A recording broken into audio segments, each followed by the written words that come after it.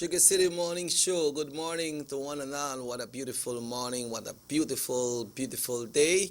We welcome you once again to this beautiful country of ours, which is Belize. Good morning. My name is Robert Checker Usher, and welcome to the Sugar City Morning Show for today. It's a wonderful, beautiful morning, a wonderful, beautiful day. It is Thursday, folks, and guess what?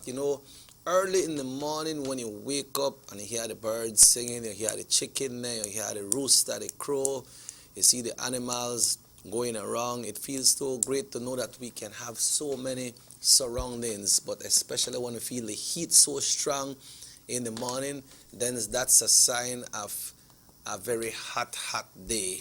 So we should be having a hot day today, but nevertheless, we're here today. We want to say good morning to everyone across this country of ours, all the way from Benqueville, del Carmen, to Socots, to San Ignacio, Santa Elena, Belmopan, Danriga, Placencia, Hopkins. Yeah, Hopkins. Good morning. Also, our friends there in St. Bite today, how things are going, Mango Creek, good morning to our friends there in PG. Peine Punta Gorda, good morning to San Pedro, Kikaka, Orange Walk, Corozal, Belize City. Good morning to our viewers, international viewers in New York City. Good morning to Derla, Glenda. Good morning, guys. Derla, I'll call you today. Didn't have the chance yesterday. Was working up some things, but I'll certainly give you a call today. But good morning and thanks for the blessings. Thanks for always sending all those great blessings. And as we reminisce and bring back all those great, great memories, we say, Charlene, how things? Still flying? Still flying? Or how is the avocado? How is the avocado there in Florida? I still don't get the avocado, but we can understand that because we cannot get it right now, right? Hope we still got in October. Aaron, how things, brother? Everything all right? Rabat, how things? You cool, Miss Mary? I hope all the best for you, Miss Mary, there in Arizona. Things go up and down. You know how it is. Bertha, Miss Olive. Doc, good morning, guys. You ready for go work? Uncle Kirk, waking up bright and early today. Mark, how things? Everybody, good morning. Once again, welcome to the Sugar City Morning Show. We will link with our sister in Delvi this morning as we do our little chat right here today. She will be sharing a poem with us this morning right here on the Sugar City Morning Show. And folks, we are thankful. We are very thankful and thank the good Lord for guiding us throughout the night, for us to wake up to see this brand new day. A new window has opened for us, so when we look outside and we see the break of dawn, then we should be appreciative of what we are seeing, what we are experiencing, and what we are going through. So once again, we say good morning, and at this time we will be linking with Delvi because folks, of all the great things that has happened and all the bad things, because sometimes when some bad things happen to you, it comes greater. It makes us open our eyes and realize, hey, I never know that I may do something wrong. I may feel one way, I never feel no way last week, and as I gone to the doctor tell me, man, I give you so much days. If you may come last week, things may are better. But let's give thanks this morning. Good morning, Delv. Good morning. Good morning, Mr. Chucky, and good morning to everyone listening. Yes, what a wonderful morning, what a wonderful day. One more day that the Lord has lent us. Indeed, yes, Mr. Chucky. Like you say, we go day by day and one day at a time, right? Oh, yes. We take on too much and we might just choke. One day at a time. Yeah, and yesterday is dead and gone, but from yesterday we should have prepared for today, and today we should prepare for tomorrow. Like the song said, don't stop thinking about tomorrow. So let's get prepared, right? But let's give thanks. And let's be thankful, yes. Yeah. I will just share the verse for the morning. Okay. And this morning's verse is from Proverbs chapter 8, verses 10 and 11, and it says, receive my instruction and not silver, and knowledge rather than choice gold, for wisdom is better than rubies, and all the things one may desire cannot be compared with her. Almighty and Heavenly Father, Lord, I just give you thanks once again this morning for another day.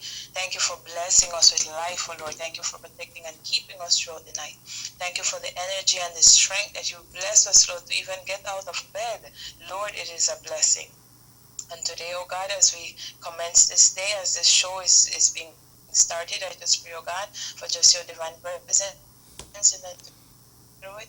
I pray, oh Lord, that you continue to bless the persons who make it work.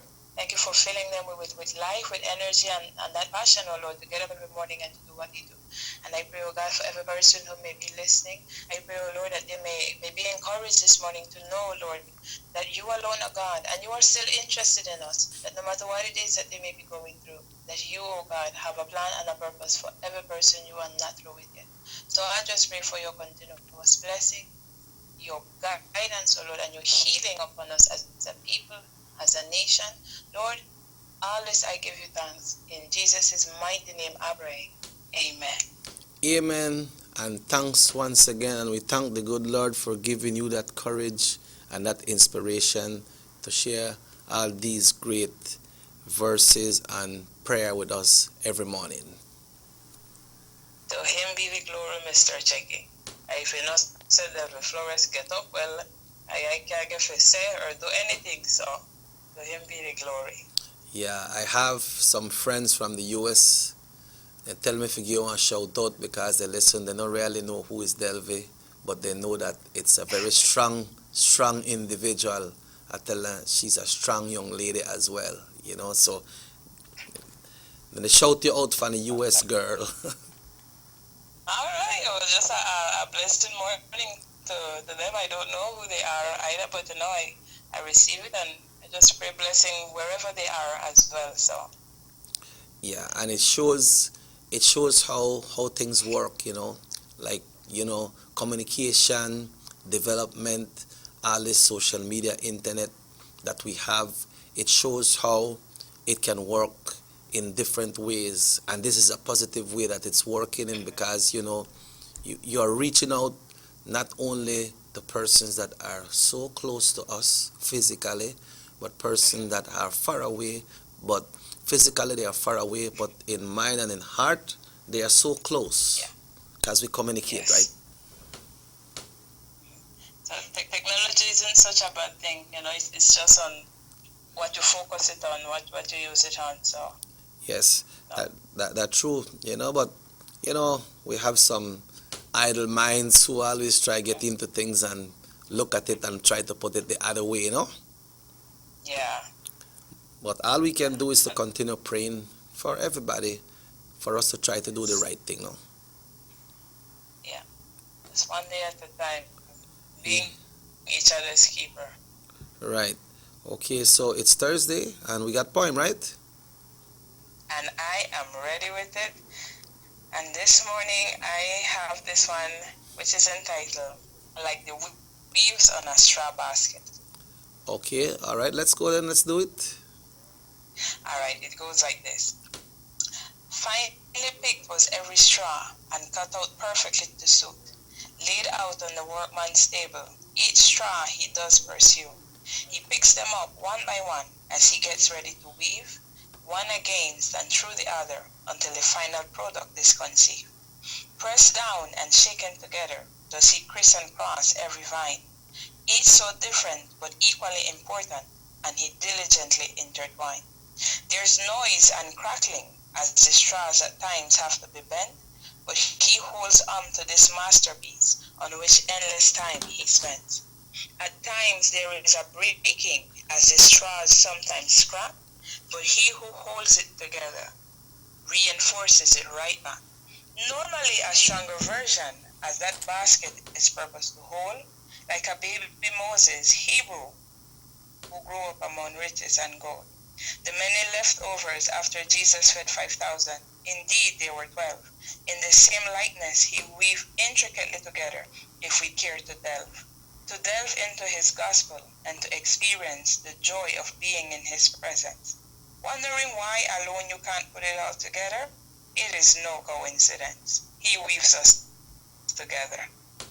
Okay, so the word weave, what does that mean? Like it challenges us together, it brings us together? Brings us, like in a Creole we'll say plot, like when you plot okay. when you plot. We plot up. But when we plot, right, so, well, my dad make basket, so when every straw is woven together, right, when in the single in my look, oh, that just piece of the straw, just piece of the tie. But when he starts to move it and put one against the other and press and cross, finally we have a whole product. But that's the physical. Now in the spiritual, God weaves us together as a person. He weaves us together as a family. He weaves us together as a people. Yeah, right? yes. Individual weaving would be like, from when you were a child, you spoke as a child. When you turn an adult, you speak differently. Because of experiences, things where you go through, things where you face, all are in there that you just one strap on top of the next, one experience on top of the next, where got you to this point. Yeah. And the final product isn't finished yet because we're still alive. So just every day, that just another part away, they get woven together by Him. Yeah, but like everything, like we say, you have to believe, man. You have to follow. You have to open your eyes to some things, Yes. because sometimes things would be so tight with you, and sudden one you go out there and find $20 on the street, you know, and that a blessing will come to you, Mm-hmm. Just like one time you help somebody, that blessing comes to you as well, Mm-hmm. And that's the thing. We have to be awake, because God, he is God, and He's not a man that He should lie. He wants to bless us. He's interested in us. But where are we?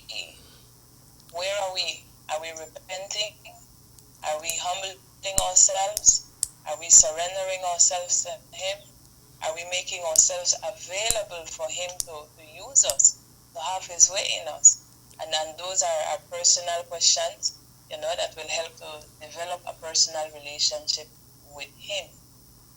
Yeah. So these are things that every person, myself included, we have to check myself on a daily basis.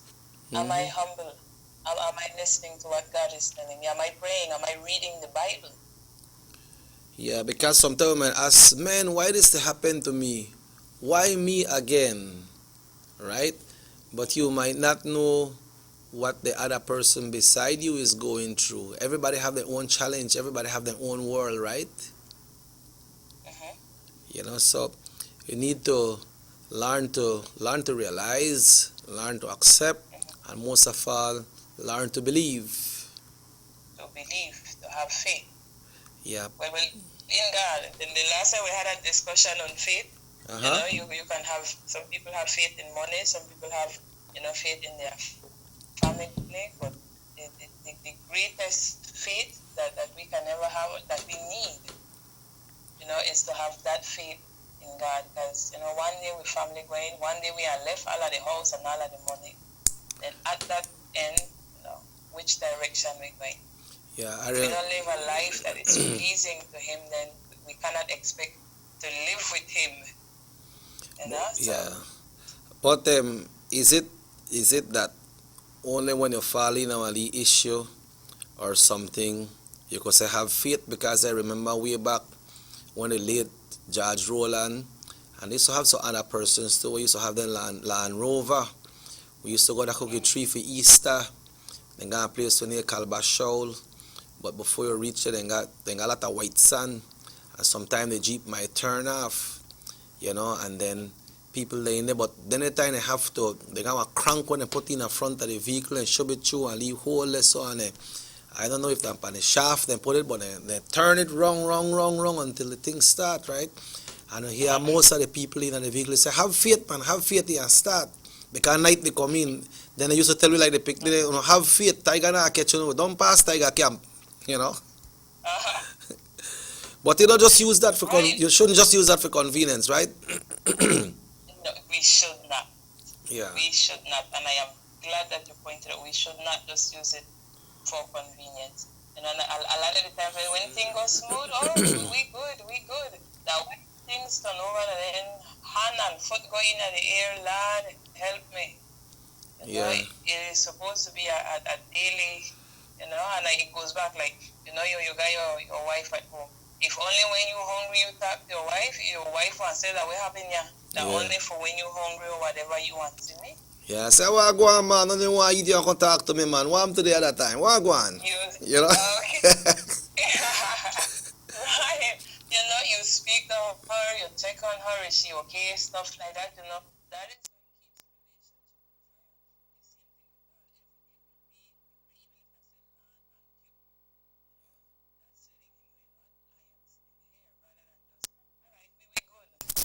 Makana, when things go bad, Lord help me. Yeah, it's just yeah. establishing that relationship. And before you go, I won't say that all kids will have it how they would like to have it, what they deserve or what they're supposed to deserve. But I have taught my kids, the neighbors that lives around you, you don't bully them. I'm not saying that they do it, but don't bully them if we are wrong or if we are not wrong. And whatever you got, you share it with them. If you got a bike and you know, as long as they are responsible and not to destroy what you got, if you have your computer, the kids don't have a computer because they might not be able to afford it. The kids need to use that computer for doing schoolwork because of the virtual learning that we are on right now. If you got 4 or 5 toys, you can play all of them. So share it with the kids around, and they have learned that because, like, how can you be okay if others around you are not okay? You cannot be okay, right?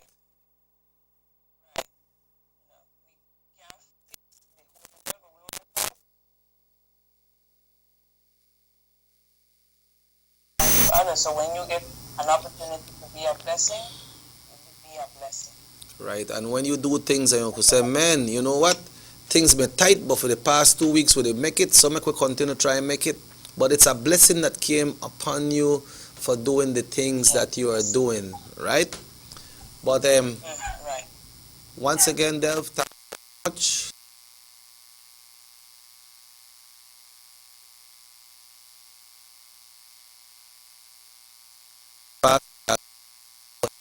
Bank Holiday, Salvation of Belize's independence. So thanks once again. Have a wonderful day, and if the good Lord so will, then we link again tomorrow. All right, God first, manana. You have a great day. Okay, sure. Yeah, that will be what Haruga Sensu. Folks, at this time now, we mentioned earlier that that the weather is coming on. It's hot already in the morning, and at this time we will now check in with the Belize Med Service for today's weather forecast. We want to say good morning to Mrs. Myrna Usher in Belize. Myrna, thanks for all the support. Top fan, thanks for all the support all the time, and we trust and hope that all is well with you and Brian and the rest of the crew, especially the grandkids. Hope that they're okay. I don't have to tell you to take care of them because I know you take care of them because you are very concerned when it comes to kids going back to school, and like parents are concerned as well. So Myrna, I want to wish you and Brian and the rest of the crew the best. Also, Miss Lorraine here in Orange Walk, Delcia, good morning. Hope that the other family members are doing great. And folks, let's check in with the Belize Met Service right now to get the general weather for us. They have the audio, so we will join the forecaster on duty this morning as we bring you today's weather forecast. Good morning. Mainly fair conditions prevail with an increase in showery activity expected tomorrow. The 24-hour forecast: sunny with cloudy spells today and partly cloudy tonight. Showers and thunderstorms will be isolated, developing mainly along the coast this morning and inland this afternoon.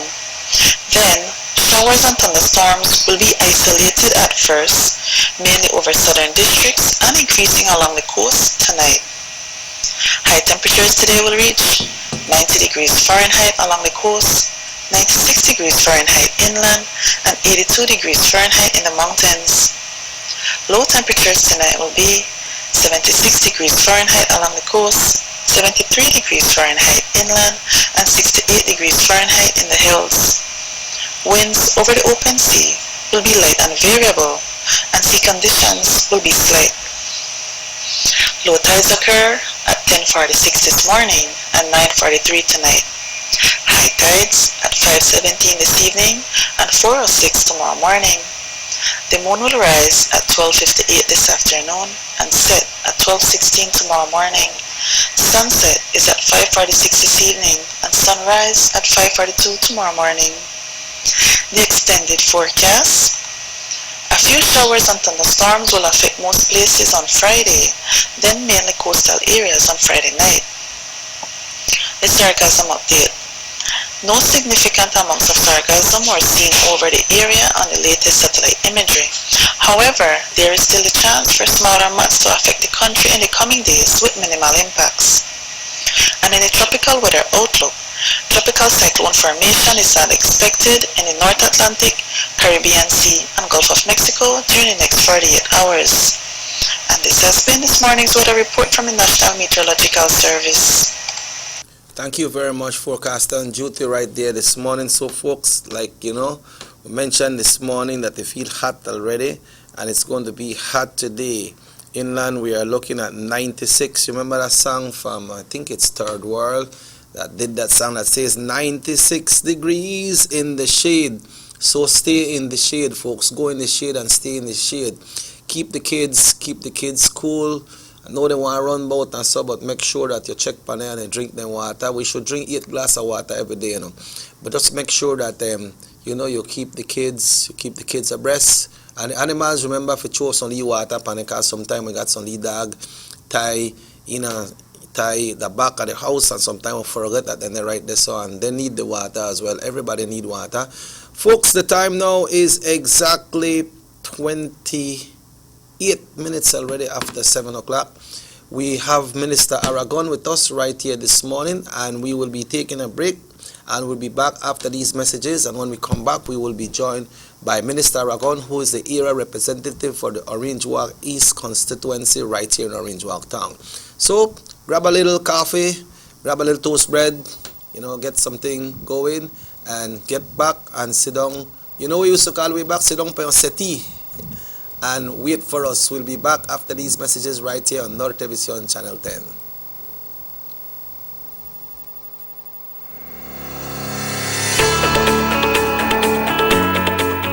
When you think about compassion, care and kindness, the area representative of Orange Walk East, Honorable Elodio Aragon Jr., immediately comes to mind.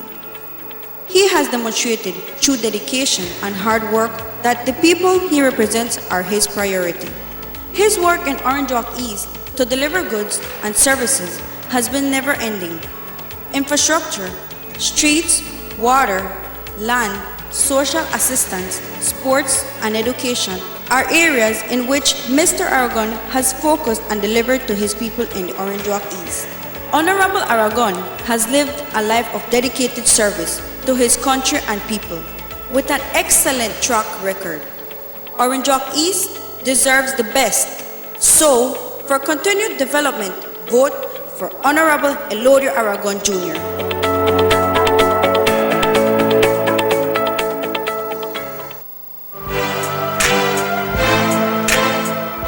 Development comes through vision, dedication, and hard work.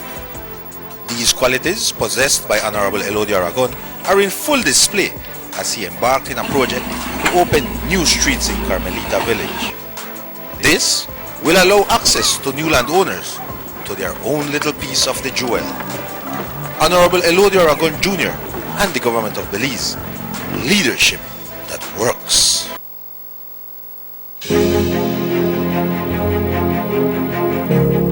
Since 2014, Honorable Elodio Aragon has been quietly and consistently assisting deserving residents of Orange Walk East through a pantry program that he put together using personal resources and also with the support of generous business persons.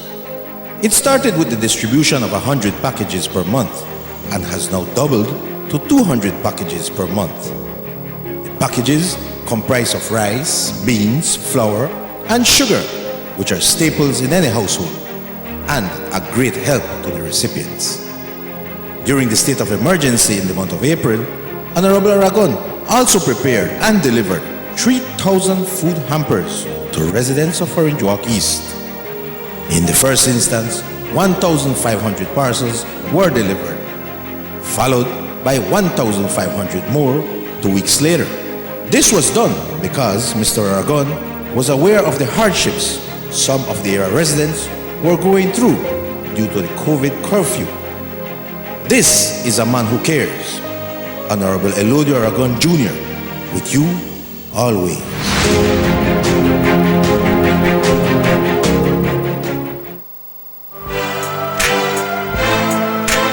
Honorable Elodio Aragon remains steadfast in his commitment of delivering on his pledge to the people of Orange Walk East. As a result, Palmar Village is receiving much needed attention.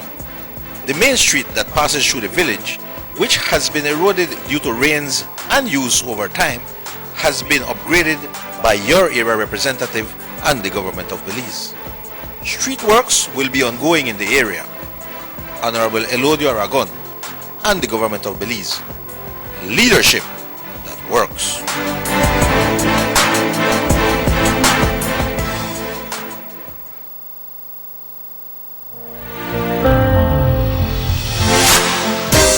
Since 2015, Santa Marta villagers have seen development like never before. The road, which was always flooded and sometimes impassable, is now an all-weather road all year round. The streets within the village have been consistently maintained, and new streets have been opened. The Newland 12-mile road and bridge were rehabilitated. Electricity expansion was done in several new areas, and street lights were placed throughout the village. Water expansion was also done. As a result, all villagers now enjoy potable water in their house. The old water well had become unserviceable, so a new well has been dug, providing a more reliable source of water to Santa Marta villagers. Prior to 2015, there was no community center, so one was built. A football field was also built and equipped with LED stadium lights. Lots were made available to villagers and their land papers delivered to them. Educational assistance has been given to hundreds of students from the village for high school and sixth form. Every year, mothers are given a treat, and during Christmas, everyone enjoys the generosity of Honorable Elodio Aragon Jr.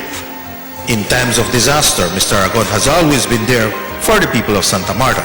In good times and in bad times, Elodio Aragon Jr. with you always.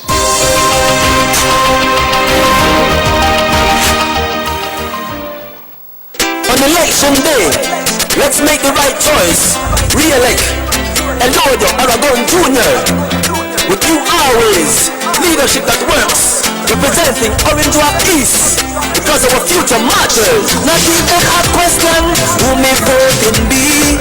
You already know we voting for the UDP. Cause they are the best one in the driver's seat. So go and put your eyes right there, so for the son of the east. Yeah, we talking about who? Aragon, Aragon, Aragon. We talking about who? Aragon, Aragon. The number one, we talking about who? Aragon, Aragon. One and only son of the east. Yeah, we voting for Aragon equality. Voting Aragon, he's the number one. Yeah, voting Aragon, he get the job done. Yeah. And we're so blessed. Elodio Aragon bring progress. Hard working, not in a no mess. Elodio Aragon shows oh yes. Leadership that works. Tell you Aragon don't come to play. Put the people first. Tell you Aragon after we are raised. Yeah, you could have rich or you poor. Tell you Aragon still a knock on your door. One vote, two vote, three. Good morning to one and all. That's right, folks. We are addressing you this morning right here from Norte Vision Channel 10, and we have the East in the house, and representing the East this morning, we got Minister Aragon. Good morning, Minister. Morning, Checky. How's things, my brother? By well, you know how the heat they are right now. Oh, I tell you, the heat up, you get up early in the morning and you just feel it, but it's nice, to know that you're up again. You have been given another day, and yes, I just want to say, it's always nice to get up and be able to thank the Lord for the day that He has given, I think that is very important. There's a lot of people out there who, they fight for their life, yes, across the world, and we have those in Belize likewise, especially those who are being affected by COVID right now. I think that a lot of people sometimes, they look at this whole COVID situation, especially our young people, and say, well, you know what, that don't affect me, man. I'm young and this and that. But there are people in our country, especially those who are elderly and those who have underlying health conditions, people really go through some tough time with this COVID, And I could tell you because we have people in our division that I know who have been through this thing, and I know a joke, And I just, getting up in the morning and knowing that you're healthy, you feel good, and you're there. We have to thank the Lord for that, and of course, to all our brothers and sisters out there, we are suffering from COVID. We want you to know we are here. It's tough, and we understand what you're going through. And of course, we want to also ask the young people in this nation to ensure that they do their best to prevent the spread of this COVID, because it might not affect you as a young person, but you could carry it home to your granny, to your parents and things like that, and it's really a tough situation, Yeah. So you know, carry without you realize. Exactly, and I do think that it is important for young people, especially, to understand these things. This COVID is a real situation, and you only have to talk to those who have been through it, who have suffered, who have gotten over it, and I know a pleasant feeling. So with that, we have to thank the good Lord that we get up this morning and we see the sun and the heat and that makes us feel good. So, and I just want to this morning tell everybody out there, especially the people in Orange Walk East, a pleasant good morning, and especially to those, Shaki, where they tune in to us right now. I would want to say even in Belize City right now, because, East Radio is reaching way to Belize City now. Oh, so it's heard in Belize City? Yes, in Belize City. People are hearing us live on 104.9 FM, and I just want to say welcome to Orange Walk East in terms of the East Radio, and of course on Channel 10, listening to us live, whether they are in their vehicles or at their homes, Jackie. Yes. We are reaching out to them, so thanks for tuning in. Yeah, Minister, the 21st of September is Belize's Independence, and we all should be celebrated. It's something that I want to mention because it's your area, no? In the Orange Walk East area, plane was landed in the Orange Walk East area. You don't know where these planes, well, some speculation, people know which plane they come from, but you don't know where they are landing. What's your concern for the citizens in your area with plane landing in that area? Of course, every time you hear about a plane landing, it is a cause for concern. Yes, we have a lot of, we're right smack in the middle of the South America and North America, from the supply to the demand countries. And at the end of the day, being in the middle, it is an ideal area for drug traffickers to use. And it calls, or you can see through, I think, what the history of this country, you have seen where we have always been used as a transshipment point. And that has never changed. It has always been there, but we have seen planes come and go, and of course, the public only knows about those planes that have landed, and the police have gotten to know and responded out there. But there's a lot of other instances where these things are not known, and they go right through. The situation is that it's always a matter of concern because, it is a national security issue. These are threats to national security. It's dangerous, and of course it's dangerous. I mean, you know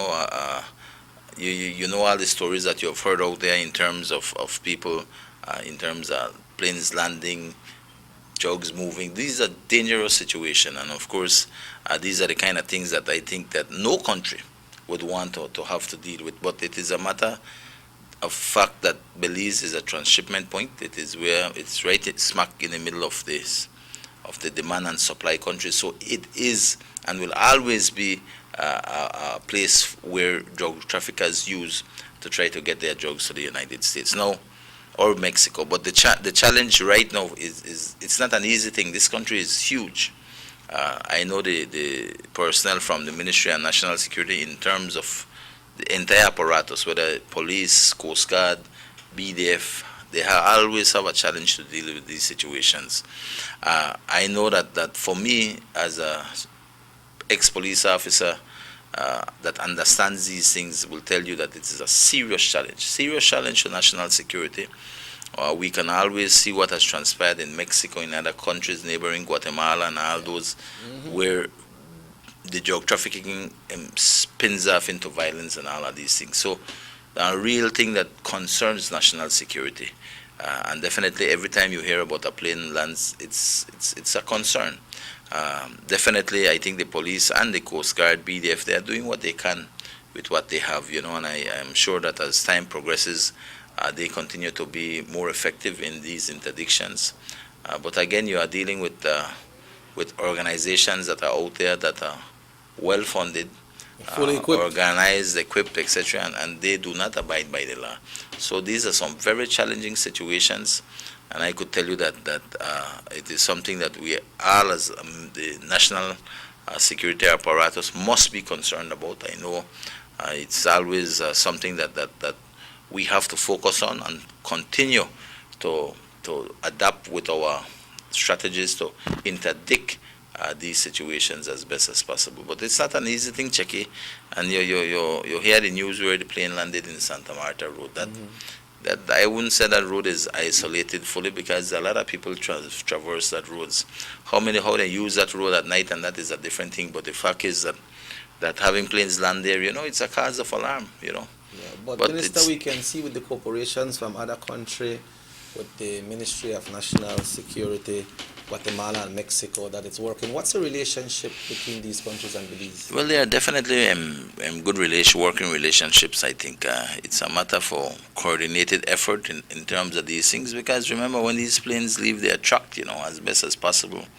And like I said, it's not an easy thing. It has to be tracked from far when it comes, where possibility it lands. All of these things, radar capabilities. There's a lot of things that has to factor in to be able to have successful interdictions.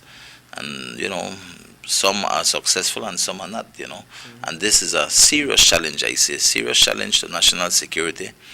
It is something that concerns every small developing nation, because we know the history in Mexico, in Guatemala. So, these things really concerns us. I as a leader in this country, it concerns us, because the last thing you want to know is that we're a state like Mexico, where you're having a lot of instances of violence because of drugs.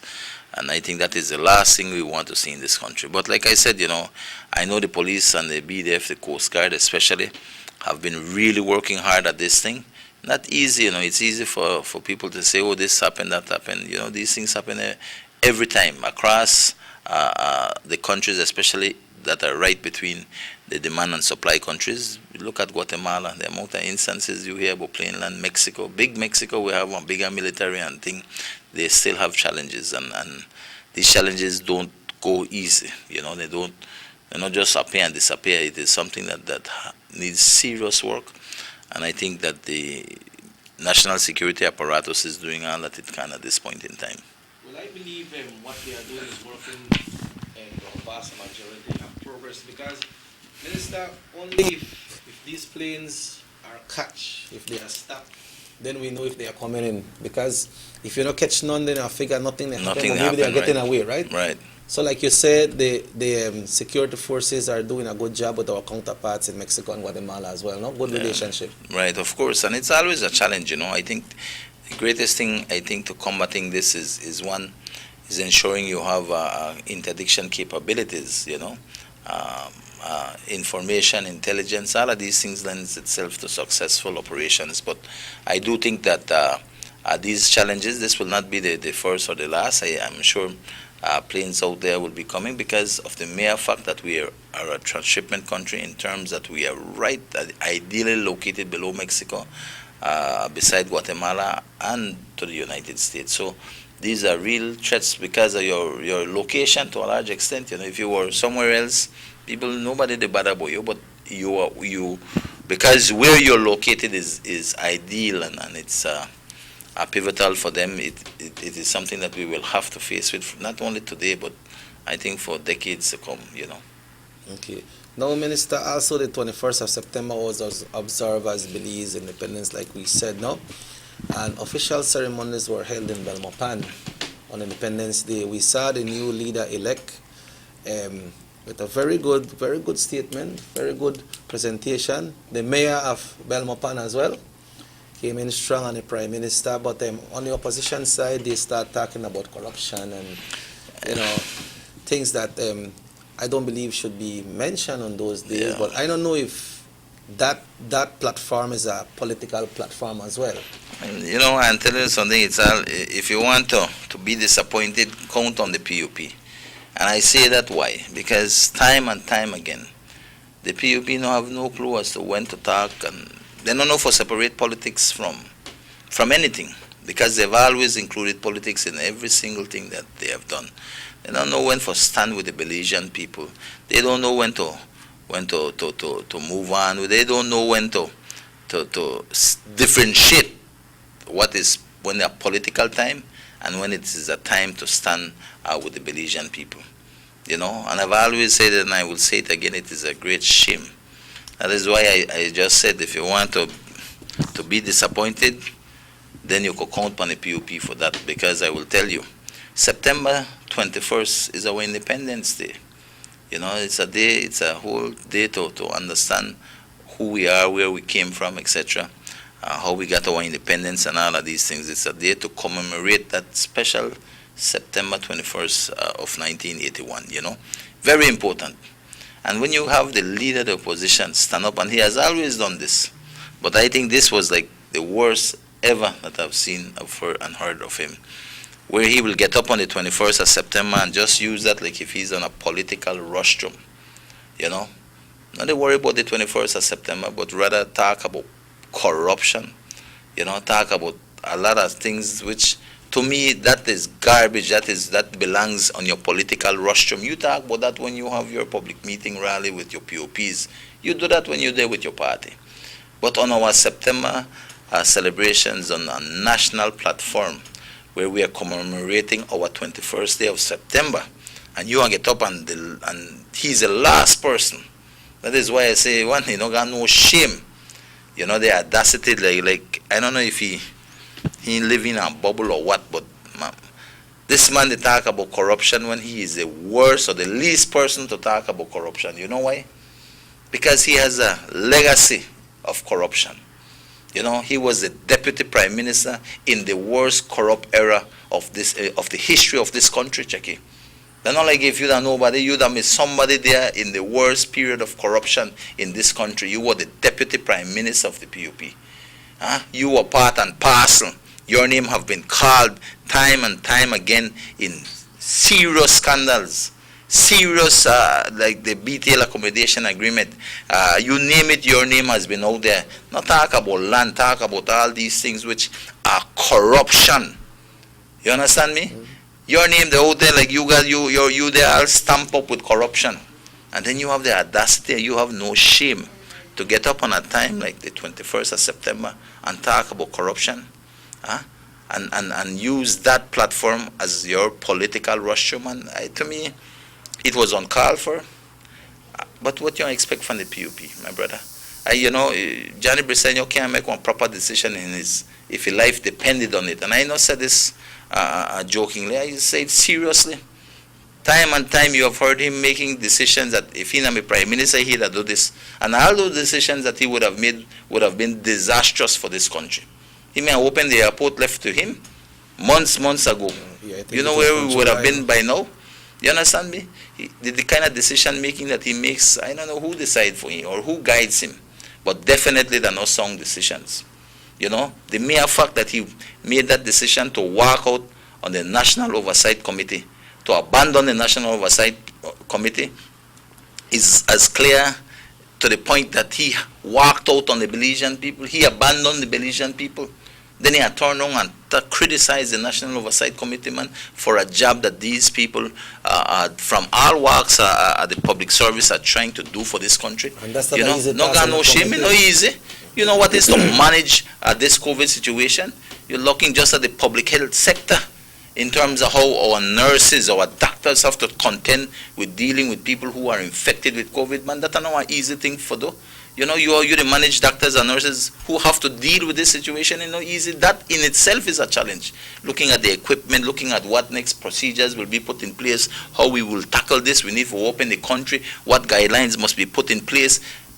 How do we reach out to help the populace, man? All these important decisions for this country, to help this country, to help the people of this nation. He has walked out on. No got no shame. And when he was asked, why are you leaving the National Oversight Committee? This man has said, because I need to go and deal with politics. Man, Which kind of leader that will be? Check it, make we be real. Which kind of leader will Johnny Briceño be for this country? And he wants to lead his party. Lead his party, but who is his party? Who is he and who is his party?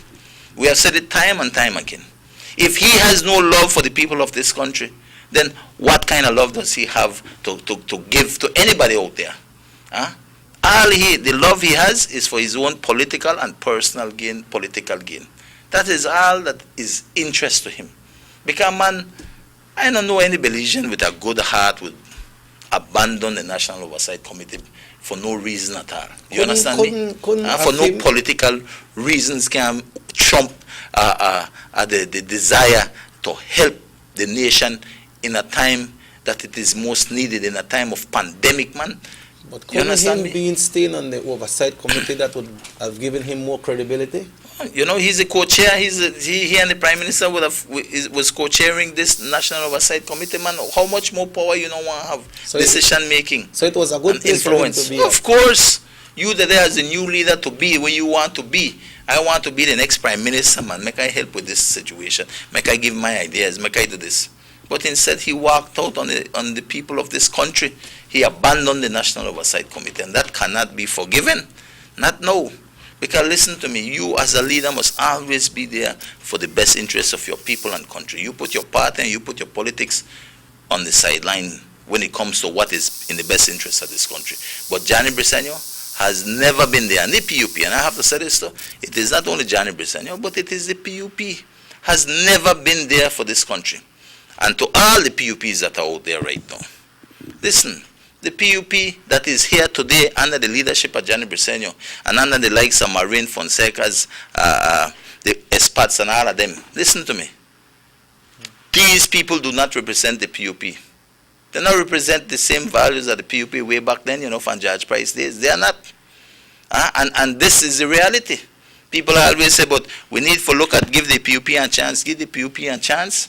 You can't get the same pack of wolves that basically ravished this country a number of years ago. The same people that run, you know, Checky. They're not like you could say, well, the new blood, they are come with something new. It is the same people who brought this country to its knees. So how will you give them a chance? Tell me, Checky. How will you give these people a chance at a time where this country right now needs a political party that is there for its people, needs a government that will stand for the people of this country and wants to see this country move out of this pandemic. That is prepared to take care of the country in the of state course. that we're in right now, no? Of course, if you can't stand now in the bad times, how will you stand in the good times? That is why the PUP is not an option right now, check it. Because look at it, look at the September 21st speech from the leader of the opposition, man. That one disgrace. Disgrace to Belizeans. You and I will tell you, you know, it is sad why. We never had September celebrations as normal. Look at Orange Walk.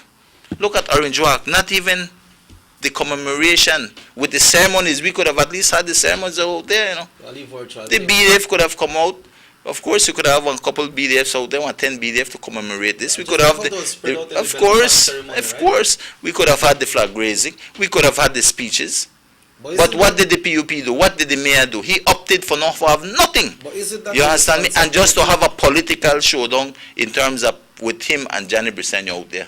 You know, they use it as an excuse to have a political rally out there, which to me... Is that the responsibility of the National September Celebration Commission?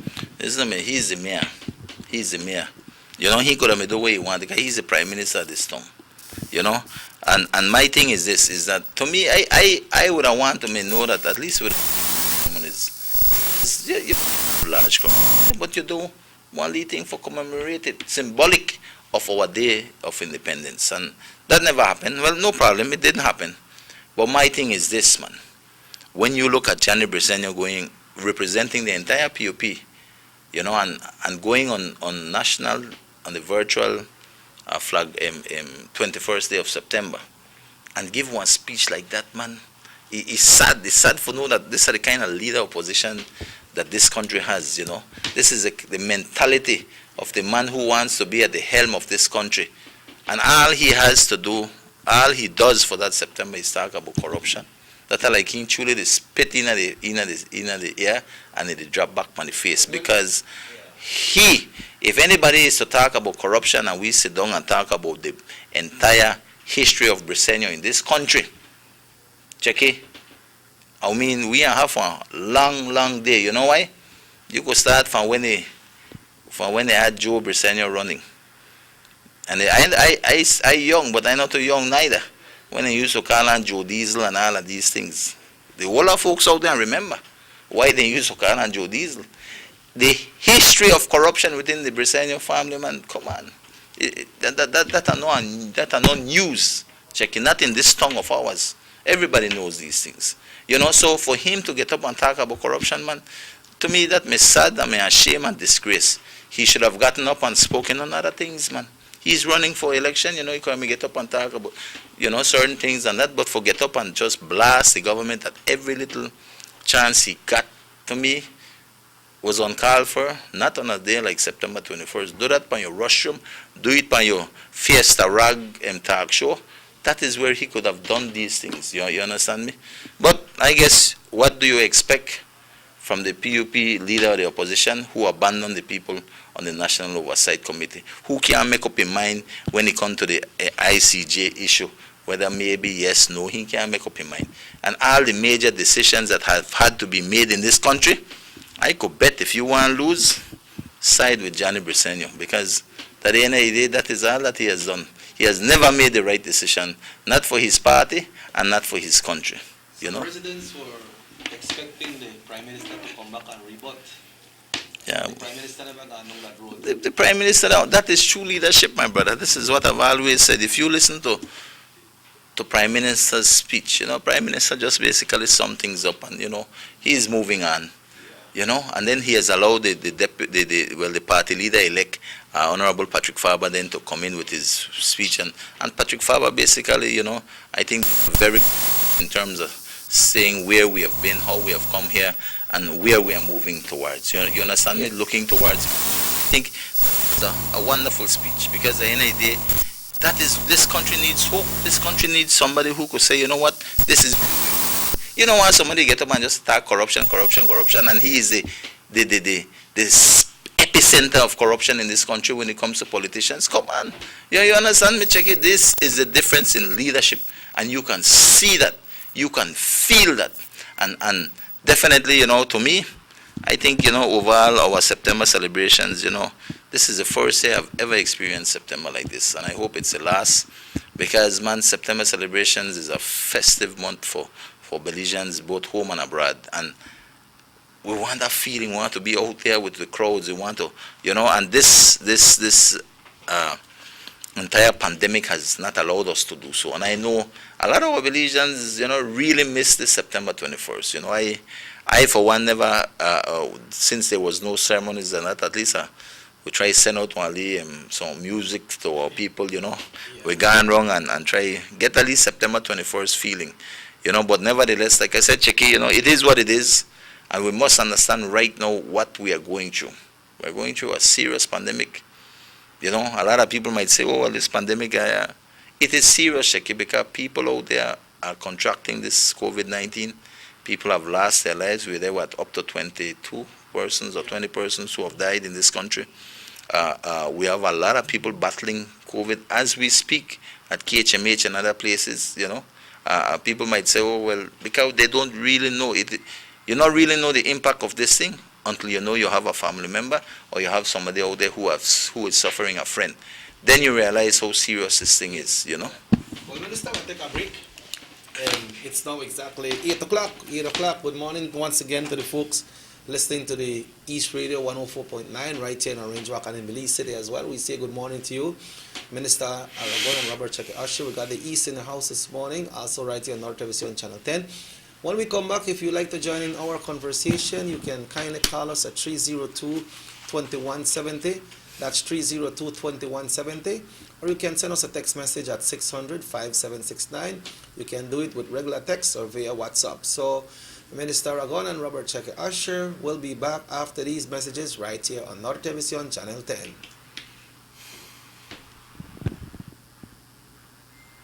On election day, let's make the right choice. Re-elect Elodio Aragon Jr. With you always. leadership that works, representing Orange Walk East, because our future matters. Not even a question who may voting be. You already know we voting for the UDP, cause they are the best one in the driver's seat. So go and put your X right there, so for the son of the East. Yeah, we talking about who? Aragon, Aragon, Aragon. We talking about who? Aragon, Aragon. The number one, we talking about who? Aragon, Aragon. One and only son out here of the East. Yeah, we voting for Aragon, he go and repeat. Voting Aragon, he's the number one. Yeah, voting Aragon, he get the job done. Yeah. And we're so blessed. Hello, the Aragon bring progress. Hard working, not in a no mess. Hello, the Aragon shout, oh yes. Leadership that works. Tell your Aragon don't come fi play. Put the people first. Tell your Aragon after we always. Yeah, you could have rich or you poor. Tell your Aragon still a knock on your door. 1 vote, 2 vote, 3 vote, 4. Time not up yet, give him plenty more. The hard work, evident, humble, genuine and intelligent. When the people weak, him give his strength. Hello, you're not afraid, figure they show the help. Hello, you push the youths and the sports, push the jobs and the roads. People first and the party after, cause our future matter. Aragon, Aragon, Aragon. We talking about who? Aragon, Aragon. The number one, we talking about who? Aragon, Aragon. One and only son out here of the East. Yeah, we voting for Aragon, he go and repeat. On election day, vote Elodio Aragon, representing Orange Walk East. UDP down the line, because our future matters.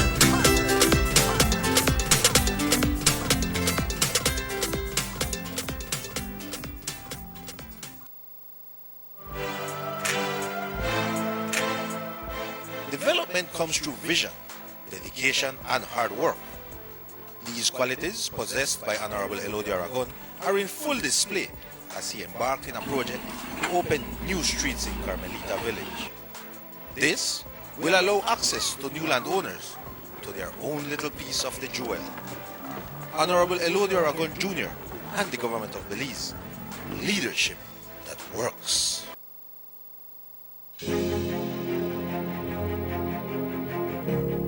Since 2014, Honorable Elodio Aragon has been quietly and consistently assisting deserving residents of Orange Walk East through a pantry program that he put together using personal resources and also with the support of generous business persons.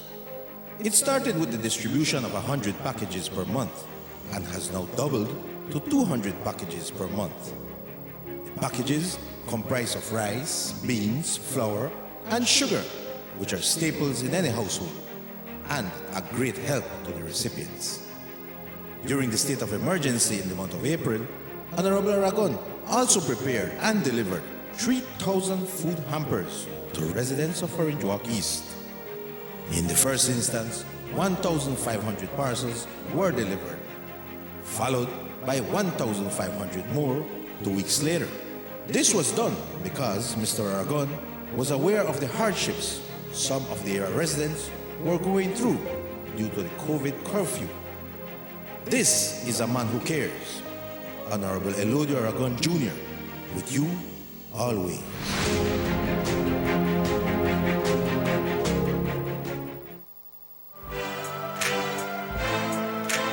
Honorable Elodio Aragon remains steadfast in his commitment of delivering on his pledge to the people of Orange Walk East. As a result, Palmar Village is receiving much needed attention. The main street that passes through the village, which has been eroded due to rains and use over time, has been upgraded by your area representative and the government of Belize. Street works will be ongoing in the area. Honorable Elodio Aragon and the government of Belize, leadership that works.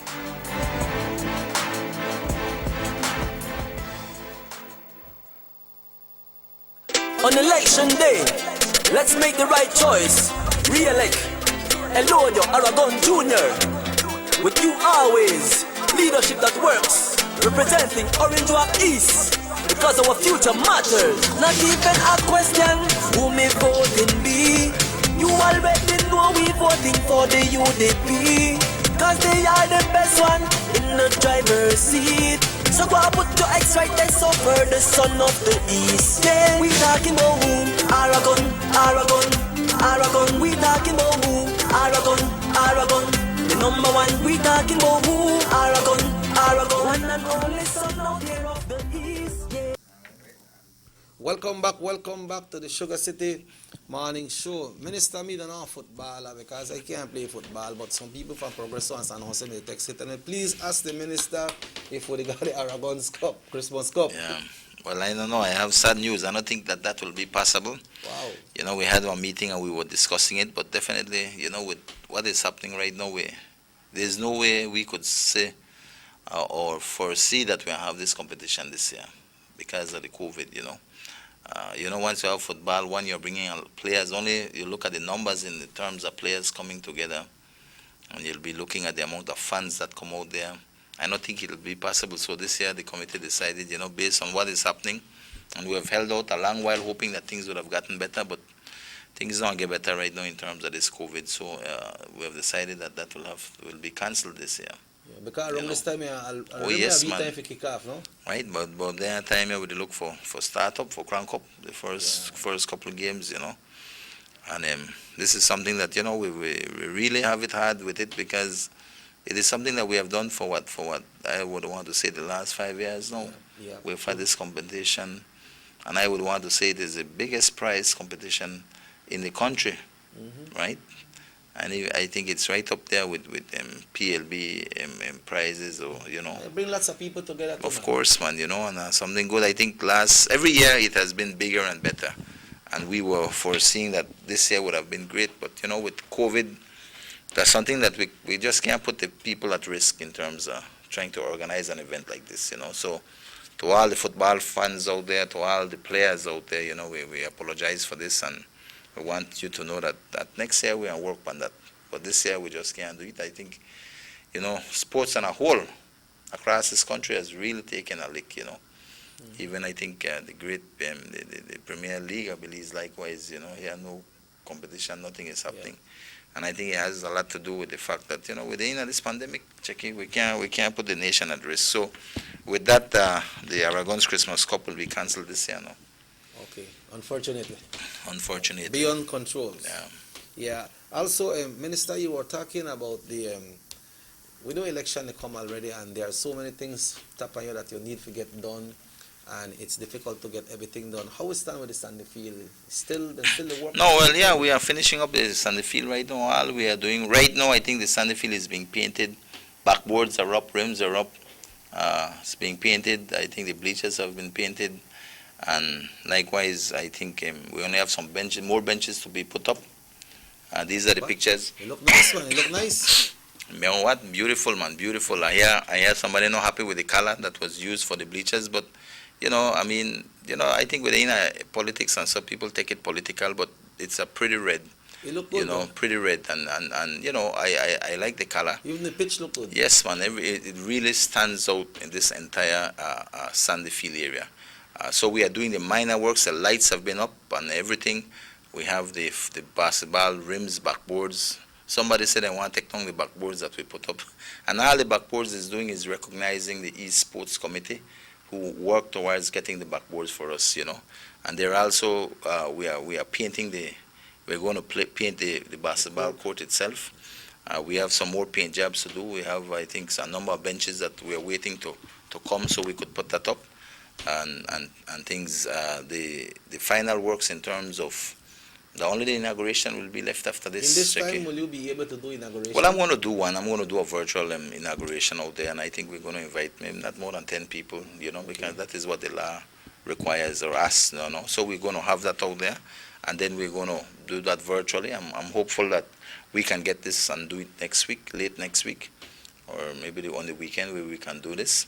I think it is important that right now, once we finish with the paint work, like I said, all the lights are up now. Everything is there. The mayor came in and he gave $1,800 as a contribution.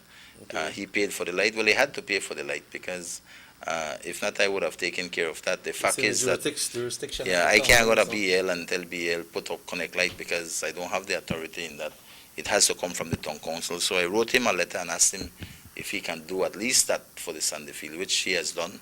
But the man do that and now he feel like he do the whole thing, you know. But that is his business. My thing is that at the end of the day, this Sunday field has come about. It's been a work of art, I would want to say, you know, in terms of how we have been able to get it. They're not something we just pop out of the sky. They're not something where money just drop. We were able to get some money from BNE. We get $20,000 from BNE. I was also able to raise some funding through the Taiwan and a little bit of money to where the Taiwanese give. And apart from that, we've had to, when you look and you factor in the monies that we get from BL, because that is not factored in terms of financially, it has been factored in terms of the work and the materials that they have brought, and that is a considerable sum. I would Let's see, want this to. is a call for Yeah. on here because when you announce about these people. Hello, good morning. Morning. Hello, morning. Yes, you're live. Go ahead. All right. Good morning, Mr. Good morning, Jackie. Good morning, ma'am. Good morning. I'd just like to shift the program a little bit and ask some questions. Go ahead. I have an issue with the elderly people with this non-contributionary pension. Yeah. Go ahead. We are listening. The minister is listening. I have talked to someone from the social department who used to work in the social department, and my concern is they're giving the old people $100 non-contributionary pension per month. But according to what the information I received, that the person has to be living in a deplorable condition to receive that $100 per month. Now, my thing is, must an old person who has did her or his job on this land live and die as a pauper to receive that money? What if a caretaker, someone wants to take that person and put them in a home per se and treat them good, and that they say the $100 will be taken away from them? No, I think that whosoever is responsible for that program need to revisit that issue, because it's not right for a person to be living in a deplorable condition to receive $100, because $100 per month cannot take care of a person living by her himself in a home paying light, water, and food per se. So I just want, and October month is the month of old people that really celebrate old people, if I can remember.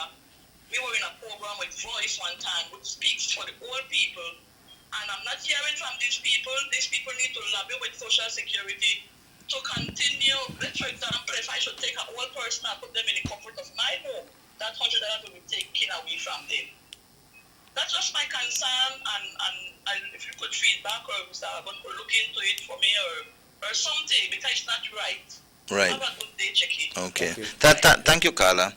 In terms of that, Jackie, quickly, I will just say that this is the Social Security manages this, in terms of the non-contributory assistance that they give, right? And what happens is that there is an assessment that they have to do, Social Security.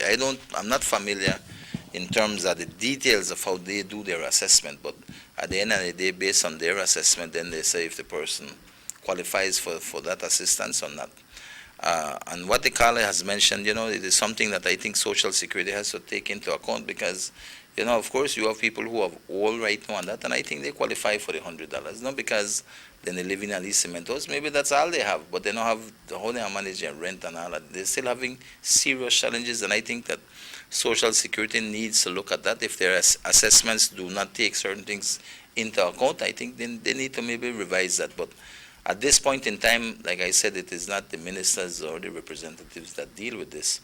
We do our best to try to. Under a minister, right? No, and Well, at the end of the day, they are on our ministry, definitely. But at the end of the day, the Social Security has to look at these assessments. And I can understand the color because, as a representative, I meet people who you expect to be on the non-contributory pensions assistance program, and they are not. Yeah, yeah. And when you ask them why, well, some of them don't meet the criteria, or some of them did not follow up, because I think every year they have to submit what they call something to show that they're still alive. Some people do not do that, and so social not say that, so they cancel it. So these are the kind of things that I think that social must do to ensure that they help the people who really need this help. And what the caller has mentioned, I think in instances definitely that might be the situation. But at the end of the day, the Social Security is dealing with this, and I think it's all about how they do an assessment on persons and what the policies, how the policies are governed. But I do think there's something to be looked at, and hopefully somebody at Social Security is listening and they can look into this thing. But it is definitely something of concern, and it is something that we could look at and maybe table. Going back to the Sandy Field, Minister, the phase that it's in right now, almost ready for inauguration. Right. What was the state of the Sandy Field before you start working on Well, it? there was nothing out there basically, except, and what was out there in terms of, you had the kids area was totally unsafe. It was non-functional. Basically, you had rotten boards and missing boards, and not safe for anybody to be there. The swings never good. Nothing was there functional. The basketball court was caved in. A part of it was caved in. So kids couldn't play on that side of the basketball court. There was no bleachers out there, just one field, no light, no nothing. So we basically upgraded that field to what it is today, and I will tell you, I feel extremely proud of this because, I could have sit back as a representative and said, well, there's no money, so we don't do nothing. But it is about being able to inspire people. It's about being able to bring about the people who can help, get them involved, get them to see the vision that you have for this place, for the community. And I think I have that gift in terms of being able to do these things. We were able to come together. It took us a little while because, we had to write people, we had to go meet people, have meetings, asking them to come on board.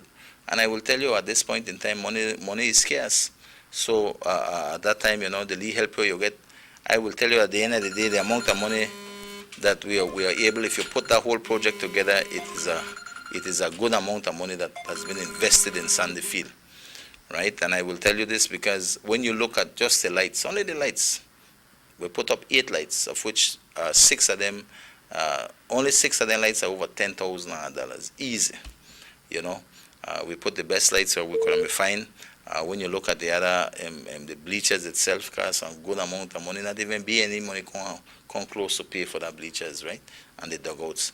When you look at what we had to do on the basketball court to try to bring that boat, cost us some money. The backboards alone, they cost money. But there's things that will look good, the things that will last for a good while, And Minister, I know you are a person that was Hello, involved. good morning. Yeah. Hello, good morning. Good morning, Minister. Yeah, Minister, good morning.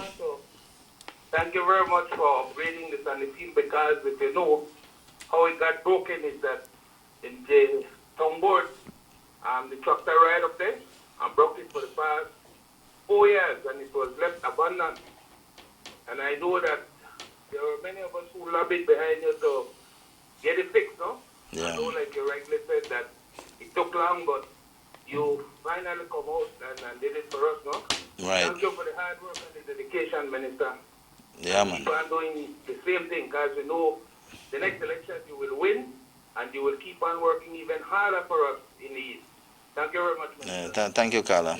I was saying, Minister, you as a person that has been involved in sports, you know how important it is course, for these man, of facilities to be well equipped, no? Check it when I think we did the last competition I did back there, this last 6 aside that we did back there, the amount of kids, the young people, that came out, and I was out there, no place to sit. Just like the same experience when we were Megana, Louisiana field 5 years ago, and we saw when there was no bleachers, no bathroom facility, nothing out there. So that had to be upgraded And we said, yes, we had to do something at that time 5 years ago, and we really did something. We put in 3 bleachers, bathroom facility, fix up the basketball court and all of these things. Check in now, Louisiana football field is the best place for sporting activities in this town of ours, you know.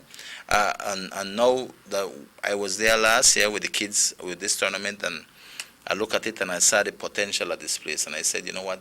You look at the young kids where they're out there, the kickball, where come together, competition. You know, like we sponsored one, and the amount of people come out. I say, you know what? Not everybody participates in a full-fledged football competition in terms of where you have everybody have 11 teams. You know, they compete on that big field. This was a small field, and I said, you know what? This field could really be turned into something like the home of the seven-a-side. You know. That any competition of this size would go there. And there are a lot of people, far more people are engaged in these seven-a-side, six-a-side competitions than the big competitions, you know, because a lot more people can get involved. And the number one thing where you have to be some top athlete for participate, because there were 6, 7-a-side.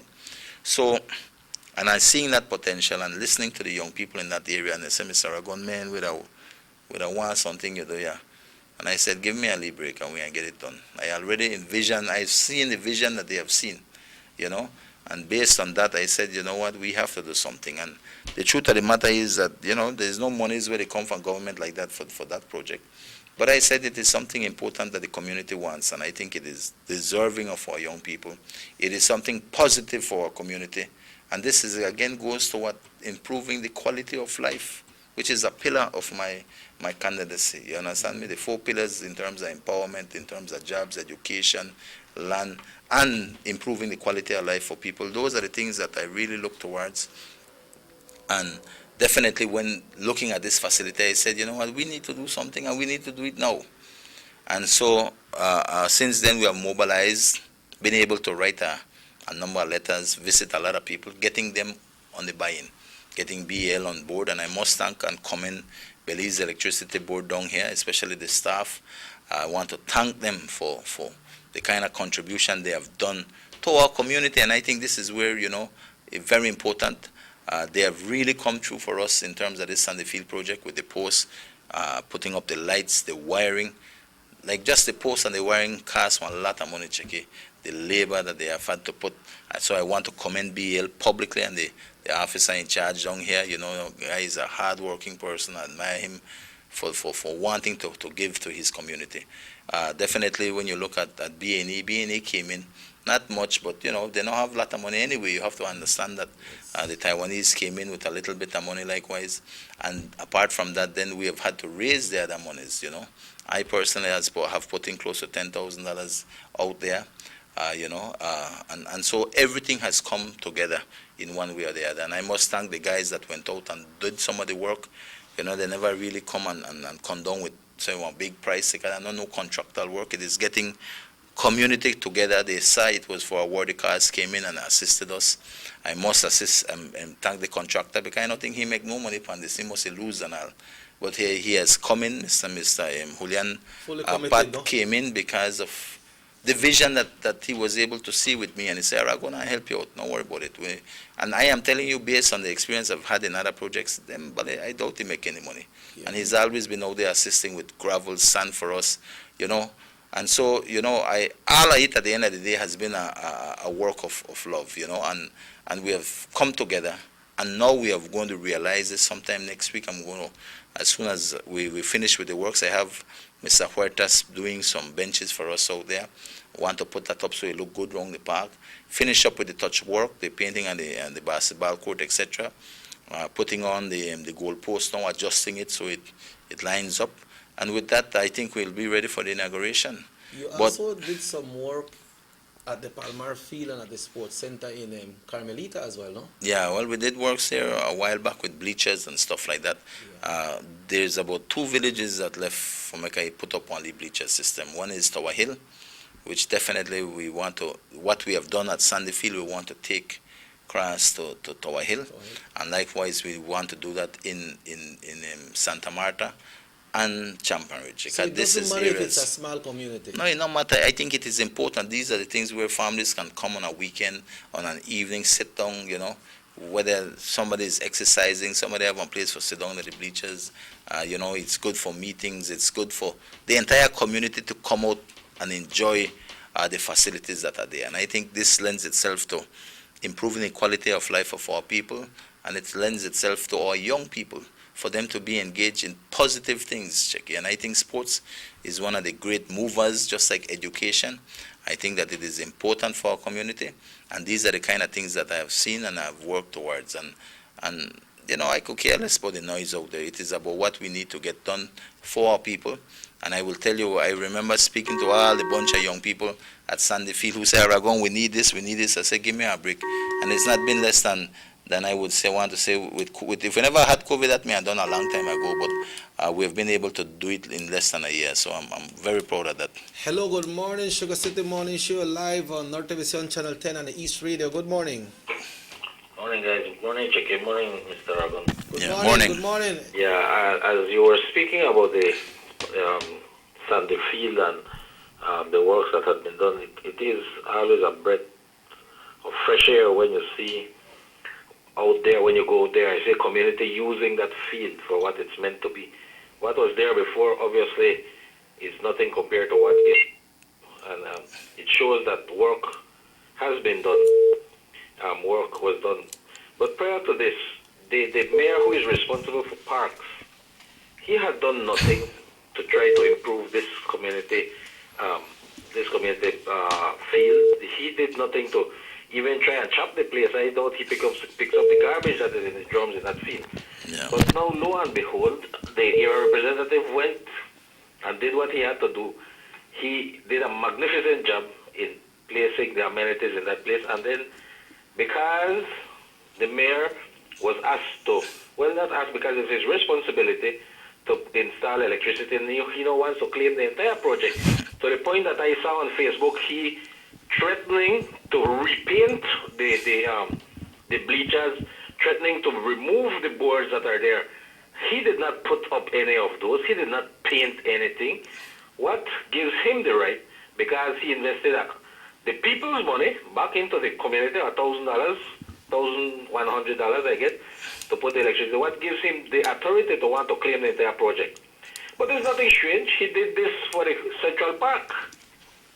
The Central Park was refurbished with central government money, with money through the social investment fund.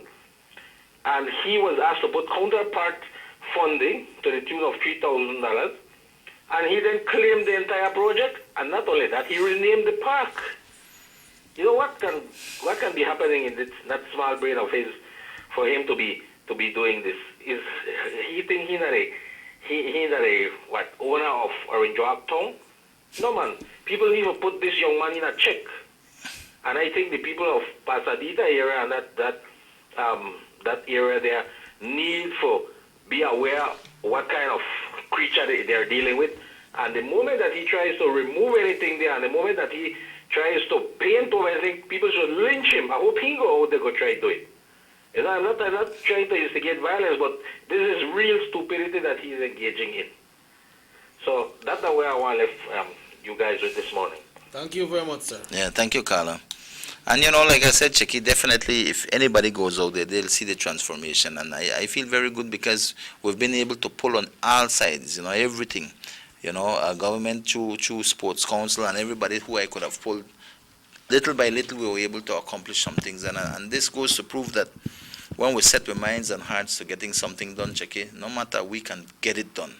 And these are the things that I bring in terms of my leadership here in the Orange Walk East Division. We could have sit back and say, well, there's nothing that happened, so we are left that so. But we have the desire, we have the vision, and we are able to come together and bring people in and let them buy into that idea and that dream of yours. And boom, at the end of the day, we got something where the community will forever benefit from. To me, that is the greatest thing. These are the kind of things that I think continue to push me to continue to work for this community of ours. Because you know how good I feel when I drive around and I see the kids they play, people using the bleachers, kids using the basketball court. The night come they have for put on the light, and all of these things for me goes a long way. Right now, there were other little projects in the pipeline, simple projects as the upgrading in terms of the Louisiana football field. I had an upgrade project for that. We couldn't get the funding, but it is still in plan there because definitely I want to revamp the entire bleachers that are there. in terms of removing the lumber that is there, putting up the other stuff and fixing up it and doing one or two small things on that to upgrade that field. Nothing major, but it will go a long way, and that will happen right after this. I had the other projects in terms of the Liberty Avenue project. We have already gotten the buy-in already from BL, but it is a matter for funding, and that funding that I have to raise for it, at this point in time, we have decided, that needs to go towards assisting the people right now through COVID. Hello, Directly. good morning. Yes, good morning. Yes, good morning, sir. You're live. Go ahead. Yes, sir, I just calling to congratulate Mr. Aragon for the job that he has been doing in the village of Carmelita, the expansion of the village and everything, All right. Thank you, sir. And not only that, he got the field there done, fixed up with beaches and things like that, make the ambience look better for the children and the people. Then will go and play and use the facilities there. I mean, that's not easy, but it is being done. Yep. Yeah. Okay. Thank you very much, Carla. Thank you, Carla. Minister will ask you to respond on that when Yeah. you come back. We need to take a Okay. break. All right, Take a sure, break. man. Just remember that thought, all right? About the expansion. So, Yeah. folks, we take a break. Minister Aragon and Robert Checker Usher will be back after these messages right here on North Television Channel 10. On election day, let's make the right choice. Re-elect Elodio Aragon Jr. With you always, leadership that works. Representing Orange Walk East. Because our future matters. Not even a question who may voting be. You already know we voting for the UDP. Cause they are the best one in the driver's seat. So go and put your X right there, so for the son of the East. Yeah, we talking about who? Aragon, Aragon, Aragon. We talking about who? Aragon, Aragon. The number one, we talking about who? Aragon, Aragon. One and only son out there of the East. Yeah, we voting for Aragon, he go and repeat. Voting Aragon, he's the number one. Yeah, voting Aragon, he get the job done. Yeah. And we're so blessed. Hello, the Aragon bring progress. Hard working, not in a no mess. Hello, the Aragon shout, oh yes. Leadership that works. Tell your Aragon don't come fi play. Put the people first. Tell your Aragon happy we always. Yeah, you coulda rich or you poor. Tell your Aragon still a knock on your door. 1 vote, 2 vote, 3 vote, 4. Time not up yet, give him plenty more. The hard works evident, humble, genuine and intelligent. When the people weak, him give strength. Hello, you're not afraid to go to show the help. Hello, you push the youths and the sports, push the jobs and the roads. People first and the party after. Cause our future matter. Aragon, Aragon, Aragon. We talking about who? Aragon, Aragon. The number one, we talking about who? Aragon, Aragon. One and only son out there of the East. Yeah, we voting for Aragon. He go and repeat on election day.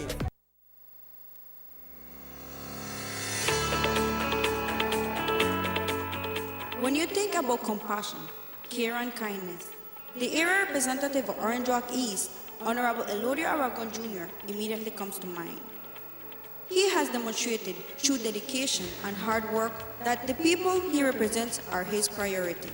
His work in Orange Walk East to deliver goods and services has been never-ending. Infrastructure, streets, water, land, social assistance, sports, and education are areas in which Mr. Aragon has focused and delivered to his people in the Orange Walk East. Honorable Aragon has lived a life of dedicated service to his country and people with an excellent track record. Orange Walk East deserves the best.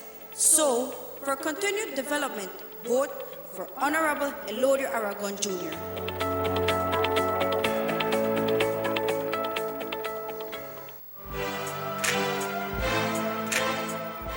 Development comes through vision, dedication, and hard work. These qualities possessed by Honorable Elodio Aragon are in full display as he embarked in a project to open new streets in Carmelita Village. This will allow access to new landowners to their own little piece of the jewel. Honorable Elodio Aragon Jr. and the government of Belize. Leadership that works.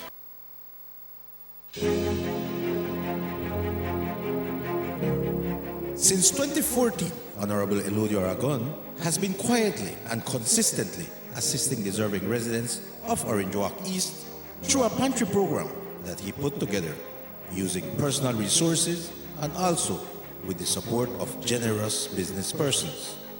It started with the distribution of 100 packages per month and has now doubled to 200 packages per month. The packages comprise of rice, beans, flour, and sugar, which are staples in any household and a great help to the recipients. During the state of emergency in the month of April, Honorable Aragon also prepared and delivered 3,000 food hampers to residents of Orange Walk East.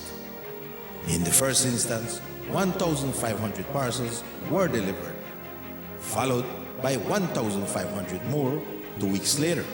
This was done because Mr. Aragon was aware of the hardships some of the area residents were going through due to the COVID curfew. This is a man who cares. Honorable Elodio Aragon Jr., with you always.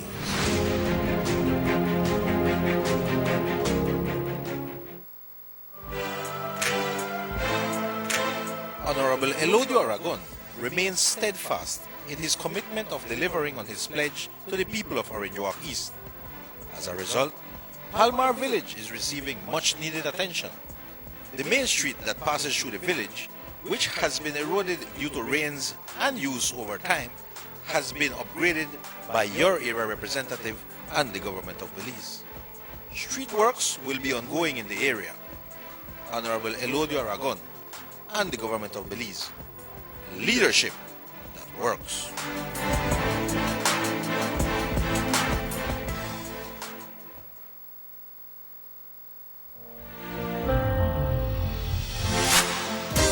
Since 2015, Santa Marta villagers have seen development like never before. The road, which was always flooded and sometimes impassable, is now an all-weather road all year round. The streets within the village have been consistently maintained, and new streets have been opened. The Newland 12-mile road and bridge were rehabilitated. Electricity expansion was done in several new areas, and street lights were placed throughout the village. Water expansion was also done. As a result, all villagers now enjoy potable water in their house. The old water well had become unserviceable, so a new well has been dug, providing a more reliable source of water to Santa Marta villagers. Prior to 2015, there was no community center, so one was built. A football field was also built and equipped with LED stadium lights. Lots were made available to villagers and their land papers delivered to them. Educational assistance has been given to hundreds of students from the village for high school and sixth form. Every year, mothers are given a treat, and during Christmas, everyone enjoys the generosity of Honorable Elodio Aragon Jr. In times of disaster, Mr. Aragon has always been there for the people of Santa Marta. In good times and in bad times, Elodio Aragon Jr. with you always.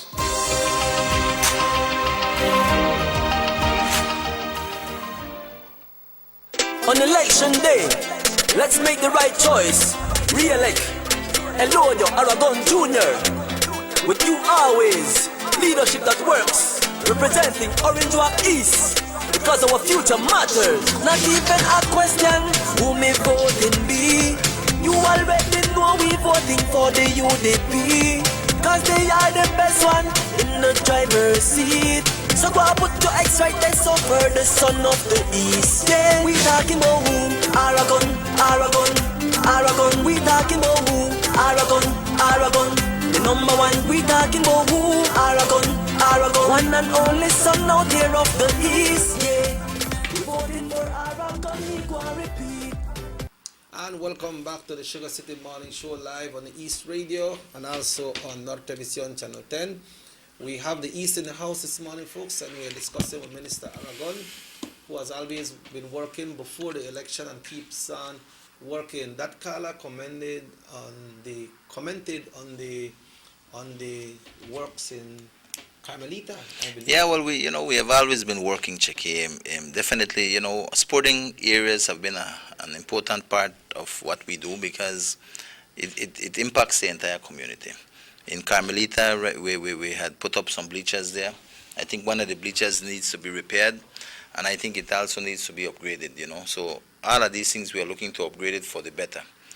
These are things that we will work on very shortly. Definitely, we need to do some repairs on the roof of one of those of the bleachers out there in Carmelita. The lights in Carmelita needs to be fixed again. Right now, I know that last time I had mentioned we were going to work on it, but when I mentioned that the PUP Village Council took down all the lights, and up to today they have not put one light back up. Wow. We would have repaired those lights by now because I'm so involved with these things that I could tell you about. When we bring on the lights, I could tell you if they're repairable or not, and if they are, what parts they need, and we get them back up, because that is what we do to ensure we get these lights up, because they're important. Young people come out after they work the evening, night falls, and the lights come on, and they continue to participate in that sporting activity. Yeah, but before the place light up, they never used to miss it. Yeah. But then since it light up and it gone off now. No, of course I miss it, and definitely that is the situation. But like I said, right now all the lights were removed, and we have not been able to work on that. But these are the kind of things, Checky, work has to continue. Things have to be maintained, things have to be continued. The upkeep needs to be done. Like I said, we already have planned for looking at bleachers in these areas that don't have, because I think every community needs, because it improves the quality of life of their people. Likewise, certain areas that we have had, like Louisiana football field, we need to upgrade those. And all those that have bleachers, we need to upgrade them. This is something normal. After 5 years, they need 3 years ago, they need to get that support. So we are going to do that. I think we learn with time, and how best we can do it for it to really stand out. Like even here at the Sandy Field, the one thing we have not done is a bathroom facility. That is still in the making, in terms that we still have plans for that to happen. But as soon as we can get the funding, we will do those things, because at the end of the day, that is another part of the upgrade that is necessary. No? We have a caller here, Minister. Okay. Hello, good morning. Good morning. Good morning. I am just calling to ask, do this social distancing when the day of election come? Because I do know that the blue, white, and the red have their little camp outside, and people bunch up together. So how are they going to do that? I will go off the air, and then I will listen, okay? Okay, thank you, Carla. Definitely, I think regulations will have to be made to govern the election whenever that day is called. I think it's very important. The way I foresee things is that due to this COVID, definitely, I don't think we could have mass gatherings out there, and I don't think it will be allowed for health reasons. So definitely, I think this time around, people will be allowed to go straight to the polling areas, vote, and go home. I don't think nobody and they're out there for greet you, and no mass bodies could be out there, not for the PUP side or the UDP side. I think that, like I said, it's hard for me to comment on these things. I can only assume right now from the experience we've had thus far with COVID. And so at the end of the day, ma'am, I do think that the election and boundaries, the chief elections officer will put out the guidelines on how these elections will be held. I think that's her job. Like I said, I can only assume right now what will happen.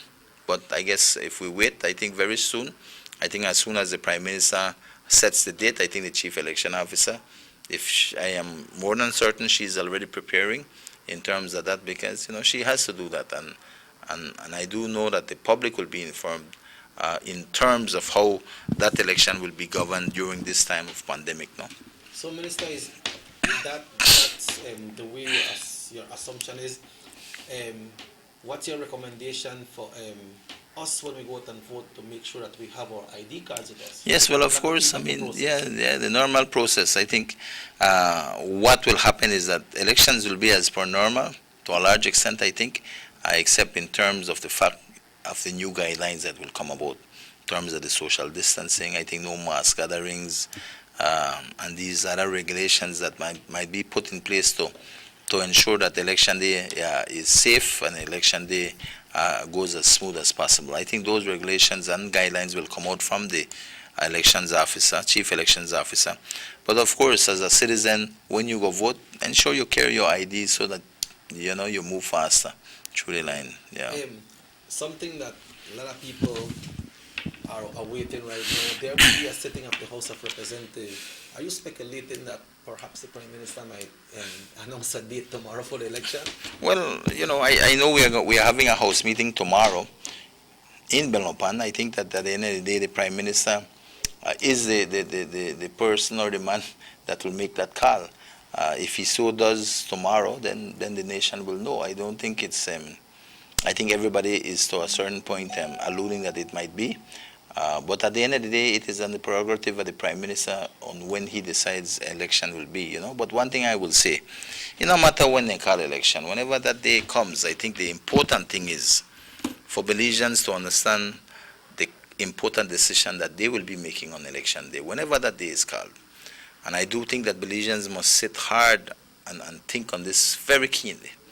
And for me, the decision is obvious, but for others, they might have to want to think about it. But to me, the only option at this point in time, Cheke, is for the United Democratic Party. No two ways about it. I mean, if people sit back and look at who Gianni Briceño is and the PUP, they will clearly see that that is not an option for this country, not at this time, not based on their history and who they are and what they have done in the past, and neither do they have what it takes to lead this country forward. I think the United Democratic Party has a good, solid bedrock in terms of the work they have done for this country, in terms of the infrastructure, in terms of development, in terms of being there for the Belizean people on a whole. And I do think that the United Democratic Party has done well. Like I've always said, it's not a perfect party, Cheke. None is, I don't think so. But man, by large, the UDP is the party that has stood with the Belizean people. And I think it is a party that will do well for continued development and progress in this country of ours that we so love. So, so definitely this is the decision that the most important decision people will make in terms of going to the polls this year. Let's see if this call is for us. Hello, good morning. Yes, good morning. Just a second, hold on. You want to be on the air? All right, go ahead.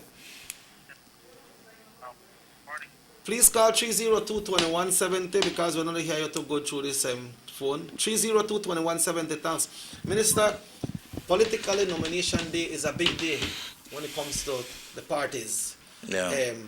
One might be wondering about all these parades that we have on nomination day. That's a big day, right? Yeah. When it comes, but how much people will there be to nominate a candidate on nomination day? Well, again, Cheke, based on this pandemic and what is out there, presently the regulations not calling for any gathering for more than 10 persons. I don't foresee any party can mobilize and be out there because then we'll be violating the law. And for health reasons, we should not, Yes. Hello, good morning. Hello, good morning. Good morning, sir. Yeah, morning. I'm just calling on reference the minister, right? I have a question back again. The other day he told me it was some weeks back about the land that was given to us, but that was only on word and mouth and names were written on it. So if I went to police station, like we're not dealing with that, it's a losing case because nothing is on black and white stating that this parcel of property is given to such and such. So me going to court fighting for something that they gave me, but with no paperwork, just their name on a piece of paper and someone else sold it, it's a losing case. So what does the minister have reference for those people that he promised those land? Okay. Which land you talk about, Carla? In the Carmelita village? Correct, in Carmelita Well, village. all right, I could answer that. In the Carmelita village, Cheke, what has transpired is that we have opened new roads there. We have had about, I think, close to 200 lots that were.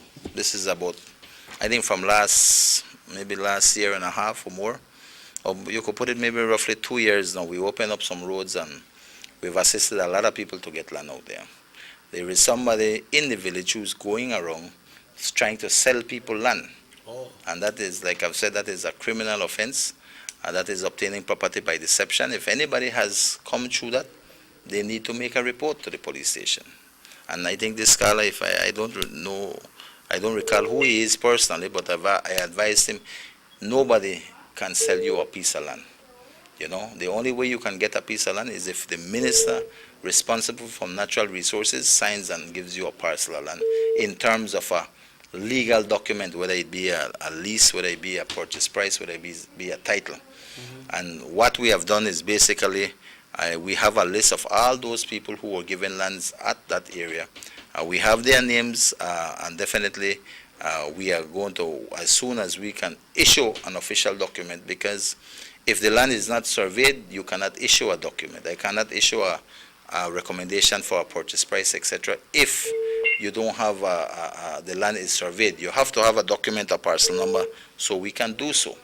We are working on that, Jackie. Actually, as a matter of fact, I think fundings have come for survey, so that part of the area will be surveyed along with another area.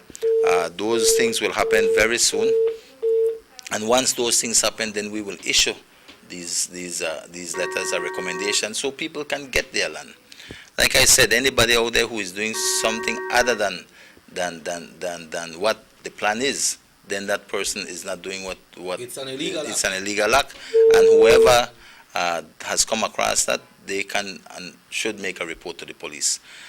In terms of the names that we have had, we have done our best to try to manage that area. There are people, of course, where in the process there were 1 or 2 persons that were given the same land. We are going to fix that with the next survey that we are doing. So at the end of the day, we should remedy all those little problems and move forward smoothly.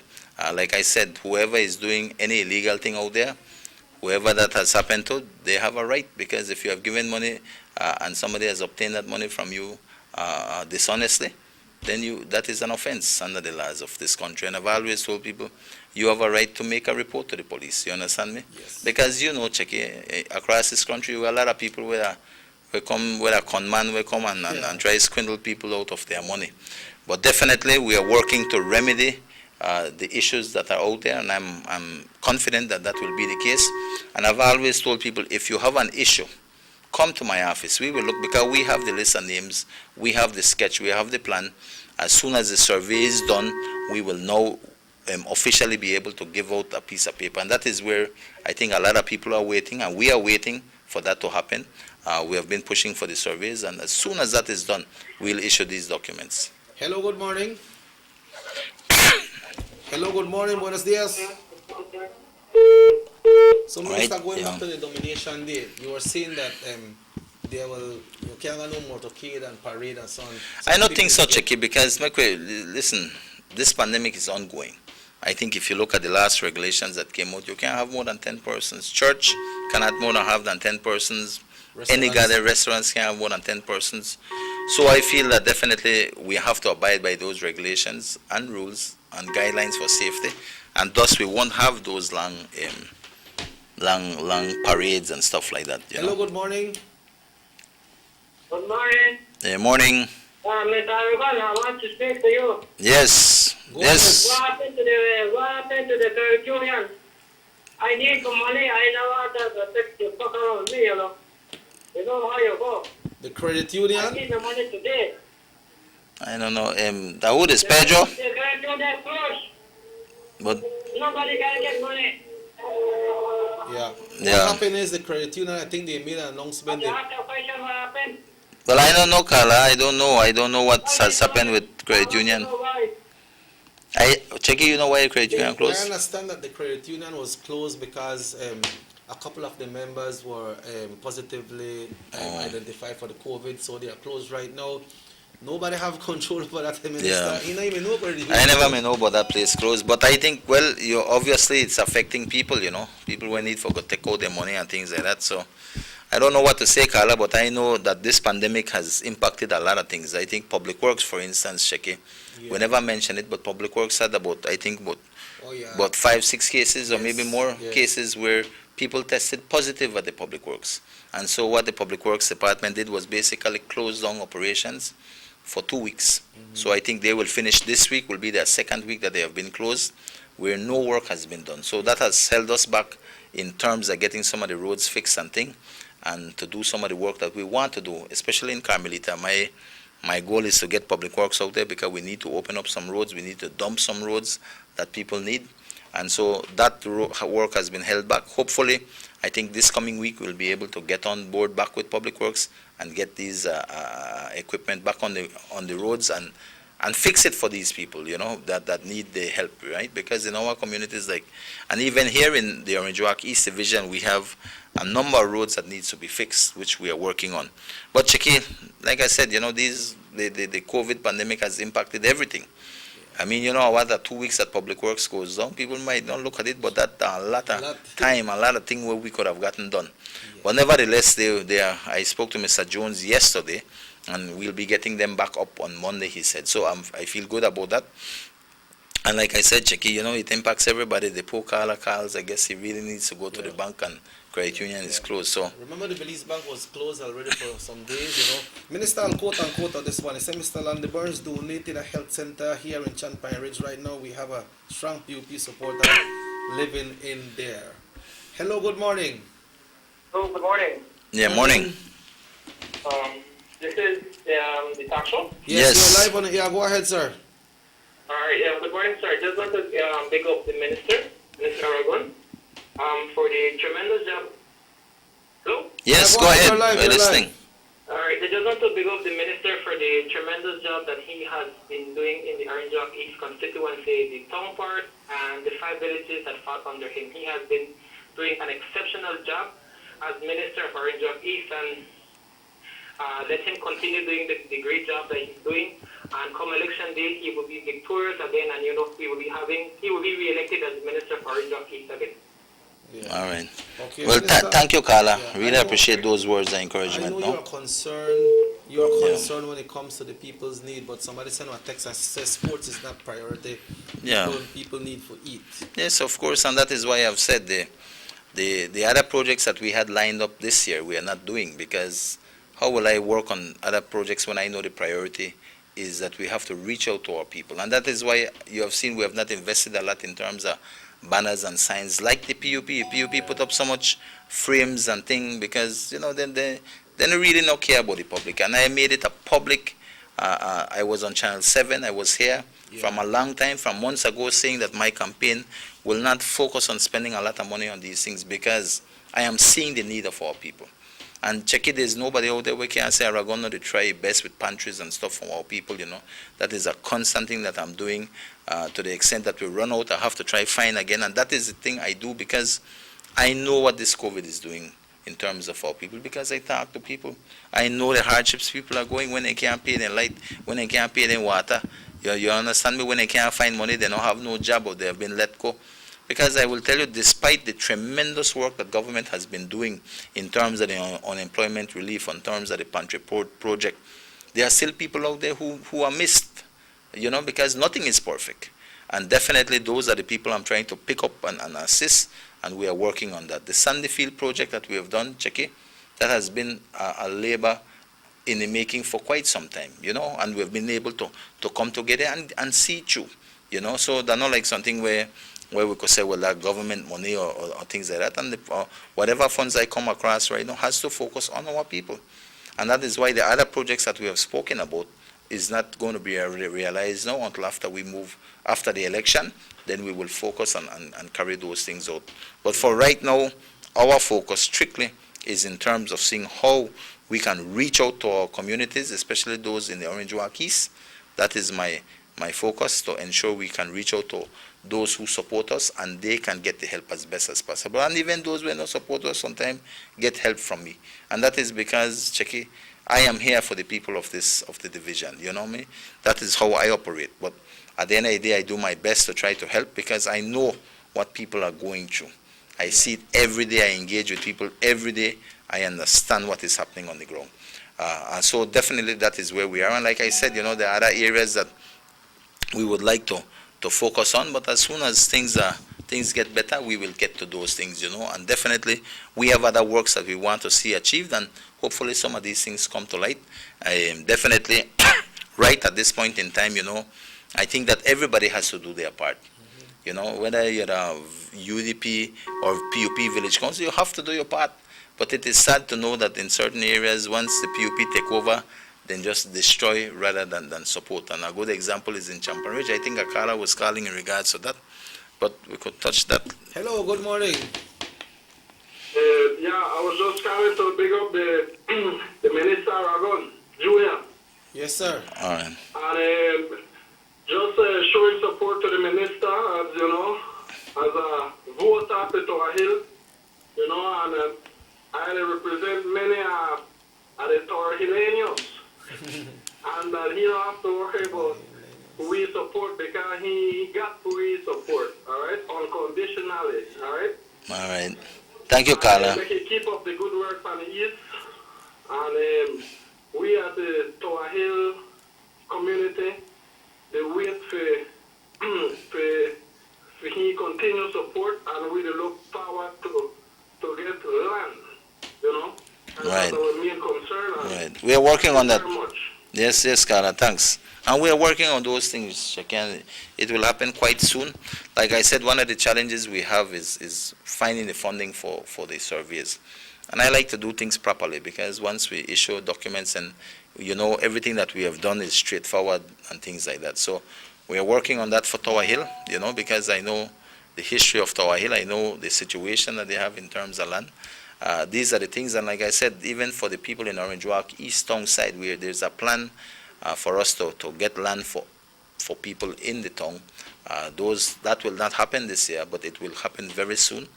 After elections, definitely we will work on that because that is an important thing for the people of Orange Walk East. So with me, Cheke, like I said, everything we have done has been something that will impact the community. And the work we do, Cheke, this is the important thing. The work we have done, we work right through, not because election they come here and say, things happen. Aragon and the UDP in Orange Walk East have been working tirelessly. Every day we have to do something. If they're not jumps, they go out right now. Right now, I think we have put out more than or close to 500 jumps have been distributed. We continue to do so. Hopefully we got another 300 drums before election. We'll have that out to assist the community to improve that we have a better, cleaner streets, cleaner places, And so these are the kind of work that we continue to do on a day-to-day basis. Checking the pantry program in terms of reaching out to people. We continue to do that on a daily basis. The work never ends in our division. Wherever there's a need, we try to get out there, see how we can assist, etc. There will always be challenges, Sheki. There's not a day that you can't say things so sweet that you don't have to worry about this and that. Every day it's about looking after the people of Orange Walk East, seeing what can be done and getting it done. One way or the other, whether we are able to lobby with government or we have to come together as a community and get the buy-in from our community and business entities. Cheki, one way or the other, I've always said it, if there's a will, there's a way. And that has been proven time and time again under my leadership here in the Orange Walk East Division. And as we progress, Cheki, I will definitely ensure that we continue to move the Orange Walk East to great heights. And I say these things not because I just want to blurt it out, but rather because it is a thing that is within me to get done for the people of Orange Walk East. And I can say this because when you look as we progress forward, people might want to say, that because election and that. No. Every week, every day, something must happen in the Orange Walk East Division. There's a lot of people who count on me, and I truly believe that with good leadership, Cheki, we can continue to do great things. And the people of Orange Walk East deserves these things because, like I've said it time and time again, you could put UDP and PUP representatives together for the last 20 years, combine all their work and compare that to what we have done here within 5 years, and you will see that they can't compare to the amount of development and work that we have brought to the Orange Walk East under my leadership. And I say this, Cheki, because when I sit back and I look at all the things that are coming, all the things that have happened, man, tremendous work, and I feel good that I could sit down and look back right now and say, man, we did a wonderful job, and I want to see the development continue within the East. And I do believe that the people deserve that, Orange Walk East. I think Have another set of hard-working people, community in the East that really out there. And I think they deserve the best. And that is why, as a son of the East, born and bred there, know the people in my community. I know them from my father's days, all the people who were there with my dad then, as a young boy growing up. This are my home. And if the one thing I have to do is to improve in terms of the progress and development of our division, the East. So I take that very seriously, Jackie. I am there day and night. People are living in the area. People know where I'm there. I can't hide. I got our office that we try. And at the end of the day, Jackie, I do my best to try to help as much as I can. There are challenges, setbacks, just like everything else in life. But at the end of the day, people can always count on me to communicate with me, and together we will see what we can do. Minister, on your weekly television and radio talk show, and we have been here through village council elections, town council elections, the referendum, and now re-registration, also transfer of voters, and now we are weeks away from the general election. What is your closing remarks and a message to the nation of Belize for your party, United Democratic Party, and the people of Orange Walk East? I say we don't pass 9, no, Checky, so you ask for that closing remarks. But before I get to that, Checky, I just want to give a big shout out to Miss Efihania Kal. Right? I don't know if you know her. Living? Yeah, she's still alive. Wow. She lives on Raintree Drive, and she's 105 years old. Man. Completed her birthday on Sunday, and I just wanted, Monday, I think. God bless you. So Mom. I just want to, I think there's a picture there, sent her a little cake, and all the assistance. But, 105 years. She's still standing up? Yes, she's still a very strong woman, I think, I don't know if there's any other person older than her in our East Division, But she's 105 years old, and I just want to big her up, on her birthday. And, I've always, I know her fondly because she not live too far from me, and every time I pass, he heal me and things, send me little letters, and, I try to assist. That's blessings, Minister. And I feel good, and I just wanted to highlight her. 105 years, Shakid, I know everybody reach there. I don't know if me or you will get there, but, Well, we'll head there right now. We don't know how close we are reach. Yeah, so, it's good to know that we have people living that age, a century, Yeah. over a century, Shakid, 105. So, just want to big up Miss Cal on her birthday, But apart from that, my closing remarks, Shaki, I would just want to say that, like I said, we don't know what will happen tomorrow at the House meeting if the Prime Minister does dissolve the House or call the elections, whatever. To me, it doesn't matter when. The important thing is that we continue to move this country forward. And the only way we can move this country forward, Cheki, is if we have good leadership. And where will that good leadership come? Well, it will have to come out of the 31 standard bearers and representatives that are running, whether for PUP or UDP, At the end of the day, I do believe that the people of this nation need that good leadership. And that good leadership will only come from the United Democratic Party. And I say that why? Because at this point in time, we are facing a serious pandemic. We have a country that needs to rebound. And at the end of the day, the only option, the only party that can bring this about is the United Democratic Party, the government that has been able to move this country through this pandemic, has been with the people always on the right side of history with the Belizean people, a party that cares for the people, a party that has proven itself, and with a new leadership coming on the helm, this party and country will only move forward together. If we go with the PUP, well, you know what the PUP stand for. You know what Gianni Briseño and the PUPs that are running stand for. They have their history in politics already, and I don't think they get a good grade as leaders, as proper leaders to move this country forward, especially not in this time. And I do think that at the end of the day, the United Democratic Party have shown that it has what it takes. We have new blood.